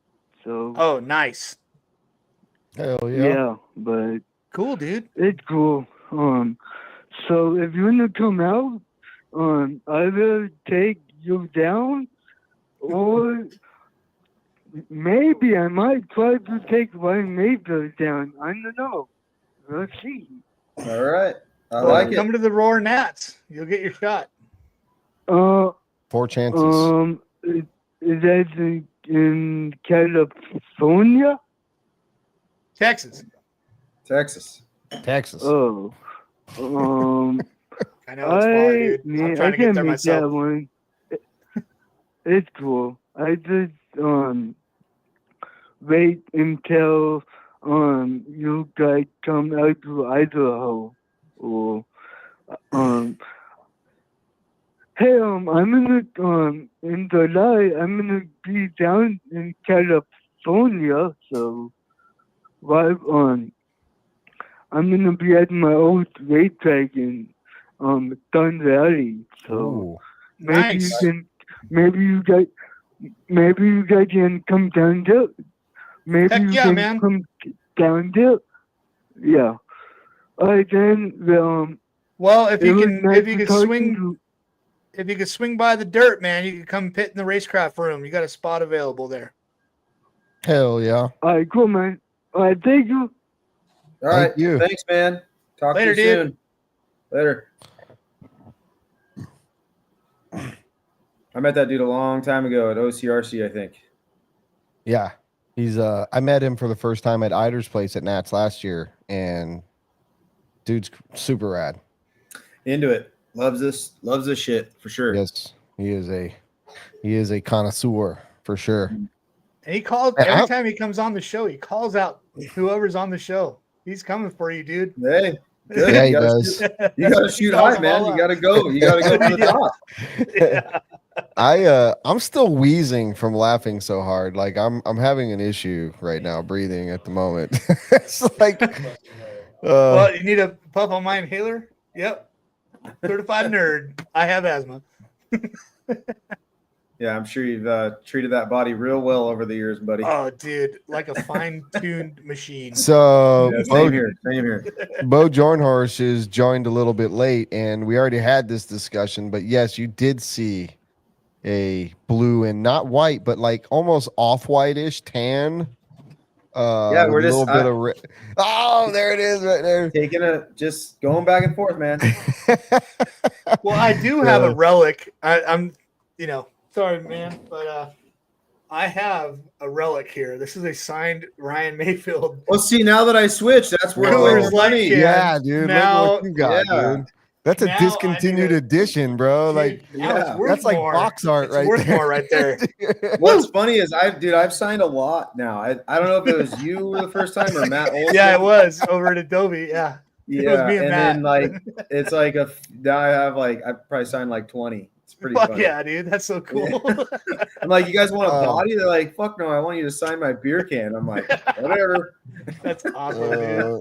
So Robert's Good giving shit. me this weird look, and he just said, "You won't believe who's calling." So Oh, we man, do have it's got another to be call. John from Arizona. All right, I'm getting another beer for this. Yeah, hold on. You're gonna before you need put it him- if it's you're, John from Arizona. You're gonna need it, Ryan. And he's from Arizona, which is even crazier. Oh my gosh. Oh fuck. I'm gonna have to get a Bo Jarnhorst on can. It's probably signed Tim by- Lime. Is it Tim Lime? Worst night of my No. life. No, it's Thanks, another Joe. person from Arizona. John, are you with us? Oh fuck, it's him. Yeah, I am. Strap Hello, how in, y'all Ryan. doing? Strap in, dude. Oh Hey my John. How's it going, dude? Thank you for having me. You're- Is this person also from Arizona? He's been known to be the king of Arizona of RC. Oh, well then, do I got a deal for you? What about we do like 100 RC racers versus a gorilla? Oh, I heard this challenge. like, Gorilla. what would? Yeah, dude. Now, dude, you're talking about the silverback gorilla, right? Yeah, the silverback gorilla. Do you think 100 RC racers can fight one gorilla? Absolutely not. Dude, 100 MMA fighters couldn't fight a gorilla. Not a silverback. What Those about things are pissed. what about we have like a 40+ class to fight the gorilla? Well, they do have the dad The- strength. I think so it makes that's it double. it ups our chances. The 40+ class helps our chances against a silverback. Like old man strength? Is that what we're thinking? Yeah, I'll be there. Don't worry. I Oh, might not be a gorilla, but I can sure beat off 100 men. All right. Thought we were Wow. going somewhere with that. He ended with that, huh? man. Is he gone? That was it. That was it. Oh, Oh, John, man. we And expected he's way gone. more from you. Jesus Christ. He's Louise. Okay. Good job. Oh, I'm sorry about that, Ryan.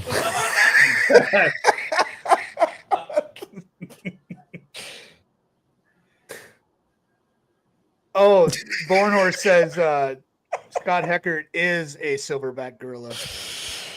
I wouldn't Yeah. want to mess with Scott Heckert. That dude's I'm not an fucking animal. with Scott either. No. Animal. I didn't really recognize that guy's voice. No, dude. dude. I was trying to listen. I'm telling you, That was I his know most these tame people call are he's ever calling called. in. They're calling in. They've got this skit, but I don't know who they are, and that guy's tough. He's real tough. Oh fuck, That was definitely the most tame call he's ever that called it was tame. But Oh, well, then he must know me then. He it must hit have just hard. Been keeping it on the DL. Oh well, man. you tell us who it is. We've been trying to figure. He's one of our first mystery callers that we've had. We've been doing this show now for almost 2 years, and he's first one we had that we can't figure out. Barry's the second, so now I got 2 of these weirdos.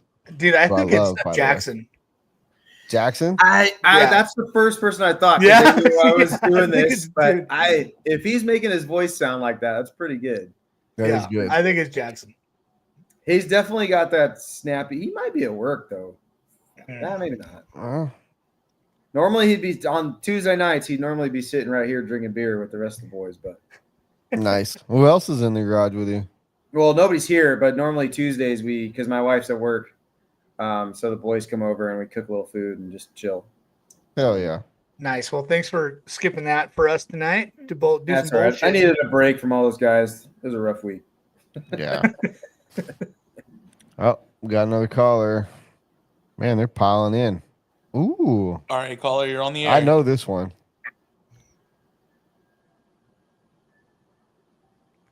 Yoshi. What's going on, fellas? You doing all right? Yeah. What's we up, doing- Yoshi? Hey, man. Hey. I've been working hard, yo. Good for you, man. And I've been starting to see the fruits of my labor. Do you have the pictures of his?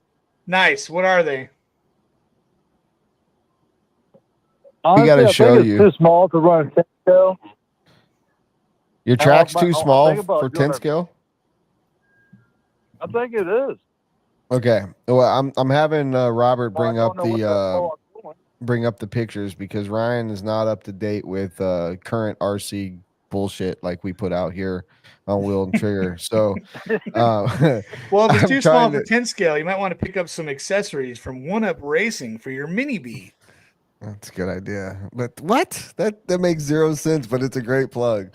That wasn't bad. Does One Up make mini bee parts? Yeah, they just started Okay. making mini bee shit. Ryan, you gotta look In the at this. trunk of your Make it fucking wrong. car. Ryan. So Calm down here. just to put this in perspective, when we started giving away our dirt from Beach RC, Yoshi is a local, very, very fond of him. He's a great supporter, and he wanted to build a track at his house, and this is how he transported it. Hey, do what you got to do, man. I mean, fuck taking everything else out of your trunk before you put the dirt in. That's what I'm saying. And he put a tarp down, so he was definitely thinking ahead. I mean, hey, that's commitment. That's commitment. I like it. So Yoshi, do you have pipe down now, or are you running on it? What are you doing? Oh yes, the wood. I got most of the wood frame is out. I got pretty much all the white pipe you had laying in the back of the building's gone. Even the pipe you had hooked up to your RV going into the pond. I got some of that out of there. What are you even talking about? What, I got the wheels off your RV. Yeah, I got your whole RV. I got your wheelbarrow you left out back the building. Oh shit. So Nice, the dude. Beach RC lives on at Yoshi's backyard, and I'm stoked about it. I ain't gonna lie. There's a little piece of us. I found your wheelbarrow. Hey, listen, you had a rusty ass wheelbarrow, Yeah, it was. but it worked for me. It had a flat tire. You should have asked. I had a tube for it. So anyhow, I'm making it work. It works for me, and I'm on a mission. So Hell yeah. Nice. Do you have any questions other or power- accolades for Ryan Maifield since we have him on the line? he can drive a shoebox with wheels on it. Yeah, he definitely can. And a matter of fact, And, he probably has a couple times and won't tell us which brand it was, but he did. It's like the Walmart time. Hey, if Walmart was sponsoring, I'd fucking yep. That would be a pretty high paying sponsor. Yeah. Hell Be yeah. a good one. Now ask him if he What could do do you- it while wearing stilettos. Now that's a different question. That'd be tough. That'd be Can a you do rough that hour. with stilettos? That'd be a- You wouldn't have to. I mean, it'd probably be good. I mean, platform shoes would, as a short guy, stilettos might not be a bad idea. Oh, did you just call Ryan Mayfield That ain't short? on it. No, I am. I'm saying me as a short guy. I met him a few times. I swear I'm just radio While hype. he was at the of beach. everybody. That's all I see up there is radios. Left, right, These, just radios. these callers are making me drink more, man. Hey, Sure. welcome to Wheel and Trigger. Don't you remember the last time you I'm were sorry to here? make you the A great value buggy, Eric Olson posted. That's hilarious. Walmart would be the sickest sponsor ever Oh yeah, if you dude. think about it. As a diehard Denver Broncos fan, I was so happy when they purchased the Broncos from Pat Bowlen. Then Fuck people yeah. would be getting Walmart, sponsored by Brent. Target and they'd be like, "Shit, I'm just on Walmart." Yeah. And then Costco comes around, everybody's like, "Fuck, dude, dude's on Yeah. Costco." Yep. But who doesn't want some BJs? You know what I mean? BJs, Here's an identity. not. Oh, you guys got dirty mind. I'm talking about BJs like the superstore. Jeez. We don't have those out here. Oh, We don't know I what don't you're even know what talking you're talking about. Yeah. about. Yeah, Oh, well, they must be an East Coast thing. They're popping that's up. a They're pizza like, place out here. No, they're like Sam's Clubs and Costco's. They're called BJs. Oh, okay. Same fucking thing. Vinny Lafada says that Ryan needs a beer sponsor. Do you agree, Ryan? Yeah. Hell yeah. of course. Probably save you a bunch of money. If I could get a pallet of beer shipped here a month, it might fill the need. It'd be close. Drop one pallet at Silver State, and I need one pallet at Wicked Yeah. Weekend. Yep. Don't forget the dirt. Tim Lime says, good old Timmy Lime says, fuck Costco, no Bud Light anymore. Yeah, but Costco, you can get gas. That would be the best one. Yeah, but who the hell wants to wait in the line? Fuck, dude. Yeah, Our they're so Costco, the gas line is crazy. To save like 10 cents. 10 Rhonda cents Drake a gallon, doesn't so you want save to. $1. Rhonda doesn't want to call in, but she does have a question for you. Give me a Do you think question, Bill, Dagani right is now. a vegan? No. Probably, I don't think so. I doubt it. I'm pretty sure that was never a real question, but Dude, speaking of Dagani, did you see his 50-plus run? I think it was 50-plus Truggy. Him battling it out with Reggie Tongue. I didn't. No, I didn't watch. I gambled with Dagani a couple nights. It was wild. It was I w- wild. Him and Dagani. Alright, I mean, Carl. him and Tongue. It was toe versus tongue.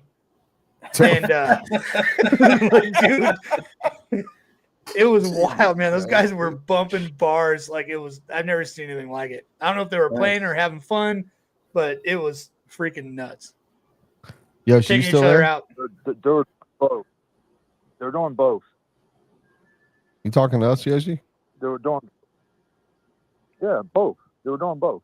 Oh, Oh, they were Dagani's playing. old school, man. He knows Rubbin's racing. hell yeah. Yeah, hard. Toe tongue. Toe tongue. Gnarly. Toe. Maybe I can invite Mayfield to a homemade track, and we can go at it too. Why does Thanks, everyone? Lars. Why does everyone have the need to call you out tonight? It's like, okay, I have a home event. home. You got a trunk advantage. Oh Trump shit, advantage. Literally. that's fucking great. All right, Yoshi, man, we appreciate you, brother. Oh yeah. You have a great night. Okay. So, man, I got a question because you did say that you gambled a couple nights with Dagani. I was going to ask this earlier when we were talking about Silver State, but are you a table guy? Are you a slots guy? And if you're a table guy, what tables do you like? Well, I suck at them all. I basically, anytime I just put money out there, I just walk away. I don't even watch what happens because I never get any back. But no, I like roulette. And then I played a little blackjack at the last night. And then I've attempted craps, but dude, by the time I like get the balls to go over to the craps table, I'm so drunk that I can't understand what the fuck's going on. So I literally just people are telling me what to do, and I'm just throwing chips out there, and I just walk away broke. So yeah. I was up the first night like $800, and then like lost all that. I don't remember, but I lost it all, and then was like down another 700, and then the last night I gambled some more and lost all that too. So yeah, it wasn't a good weekend on the track or in the casino. There wasn't much money. More money lost than made for sure. Do you do when you do roulette? Do you pick numbers? Do you do red or black, or what's your thing on roulette? I do both. I mean, I normally just start kind of doing red or black, or kind of playing the outsides, and then just start picking numbers. I just pick NASCAR numbers. That's like all I do. You're a Kyle Busch guy, right? Yeah, I'll like split. What is it? 9, 8, 11, 12, or something like that. They're all kind of together, so I can get like, Kyle Busch, Denny Hamlin, Blaney. Like that's literally my thing. I'm just like, whatever. Sometimes it works, sometimes it doesn't. But yeah, I kept telling Dagani, I'm like, put a little on black 8, and it never hit. I lost them quite a bit of money.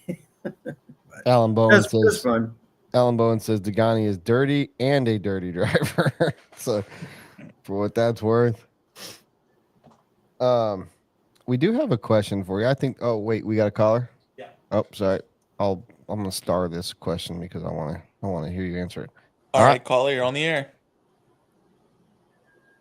Good evening, Brent. It's been a while, but I am back with a nice stat for you. The stat man, Ryan Maifield. This is BJ, and he is the statistician of RC. This dude. Not to be confused with a wholesale place to buy things in Brent's area.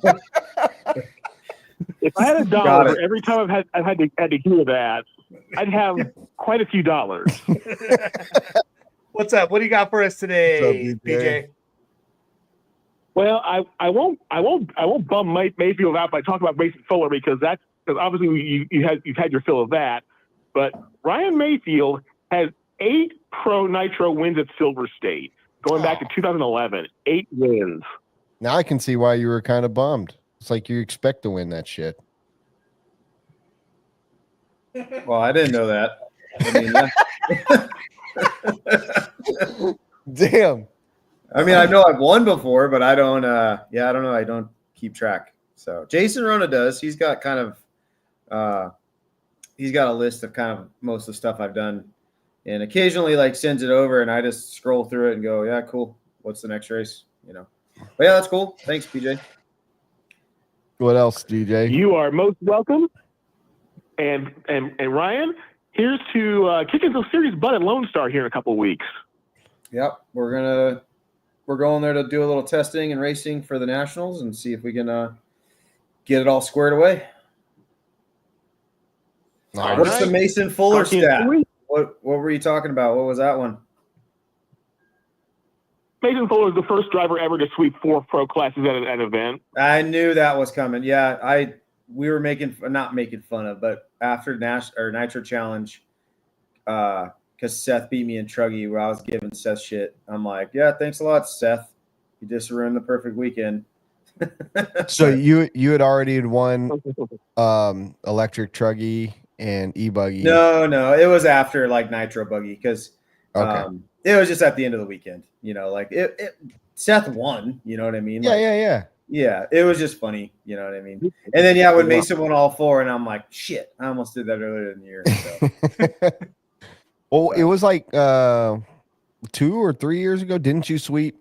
Because I know most of you guys don't run e-truggy regularly, but didn't you sweep the big 3 at Silver State a few years ago? Definitely DNC. Yeah, I think I've done it twice at DNC, but I don't know about Silver State.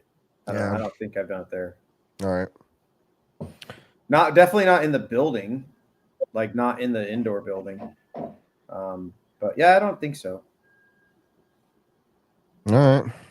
Well, anything else, BJ? No, I think that's it. All right, brother. Well, we appreciate you, man. Every time. You have yourself a great evening. Yep. Thank you. You have a great evening as well. All right. So here's this right here. This is an interesting question. I'd like to hear your response to it. This is Scott from Vegas. Question for Ryan. A young man getting into the industry, is it a lucrative living? It can be if to be honest, to get to do what I do, I mean, that's just a lot of it's a lifetime of dedication to one craft, you know, like it's and also just being lucky and fortunate to have the ability that I have, that I've also spent the time honing and dedicating to. So it is lucrative. I mean, definitely not making millions, but making enough to live and support a family and own a home and have some extra money to do some things that we like to do. But you know, you can definitely make a living in the industry, as you know, you guys aren't pro racers. You're making them, you're making money in the industry. So there's a way to do it, and it can be lucrative. It's just like anything. You got to dedicate yourself to it and find a path that fits you. But, you know, just saying I want to go be a pro driver is a great dream, but that's a very tough road. So, just you got to have the skill and, like Mason Fuller, I don't even know how old is Mason, 20, 21? He's 19 or 20. Yeah. I mean, he's been doing this since he was 7, just like me. And, so that's a lot of years dedicated to go out there and then most people probably don't know that Mason's been running that long, but that's a long time of running, dedication, a ton of money invested in his career through his parents or through himself or whatever, and companies seeing his potential. and then to go do that, all that is yeah. I mean, you're just like, okay, now you just did what you're supposed to do. You know what I mean? Like It's what you're paid to do. Yeah, that's what you're paid to do. We are not expecting you to do that, but like it doesn't surprise us. So it's Well, you made the comment earlier. It's like, all right, what's next? say hi. What's the next race? Hello. You don't want to say hi? That's Brent and Chase. You ready for bed? Okay, go watch TV. I'll be in a minute. Yep. All right, then. Well, thanks for the question, Scott. And it is 8:00. It is our cutoff time. It is, but there's one really good question. We're gonna wrap this all up from a question from Rhonda Drake. Well, who are your top 3 racers you fear and the 3 you respect the most? That's a fantastic question coming from someone that, like you just, it is deep because like you just said, you've dedicated your life to this business, the sport, the hobby. You've done all this. You've seen them come. You've seen them go. You've raced against the greats. You're considered one of the greats. That is a fantastic question. I would have ended this on the last question, but after I read that, I was like, that needs to be answered. I think that coming from you, I'd love to know what you got. Well, I would say the older I've gotten and the more seasoned I've become, I respect everybody.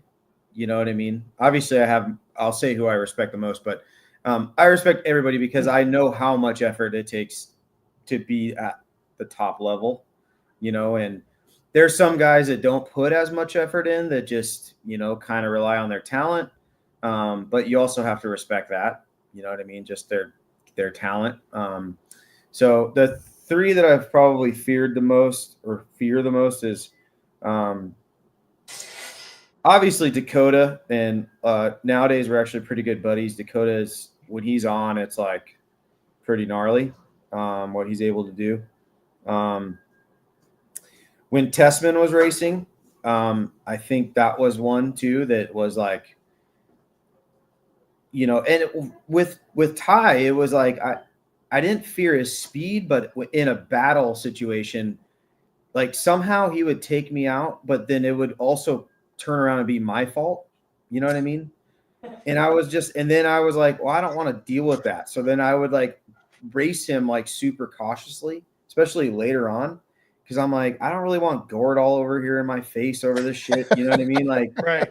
So like, I don't know. It was just like, I didn't look forward to racing him. So I guess you can strike that as fear. I don't know. And then I think Mason, because I was gonna say Ongaro or Canas, but I've been racing Canas more recently. Ongaro's speed can be really devastating sometimes, and so can Canas's. But racing Canas is actually really fun. He's a super clean, like lots of racecraft, and he knows how to drive around another car without touching you. And Mason is extremely fast, but we've had some run-ins to where, he's gotten into me and, continued on. And we had a conversation once when it happened, but like, even nowadays, like, dude, when he gets behind me, I'm like, I better go or just let this fucking guy go. And hopefully he crashes. You know what I mean? Because he's not going to, it's not that it's dirty. It's that his personality that you don't see, you feel it when you're racing him. Like he's intense. You know what I mean? Like he's intense when you're around him on the track and you can feel it. So yeah, I guess it would be Dakota. Ty doesn't race anymore. And then Mason. And then respect. Like I said, I kind of respect everybody.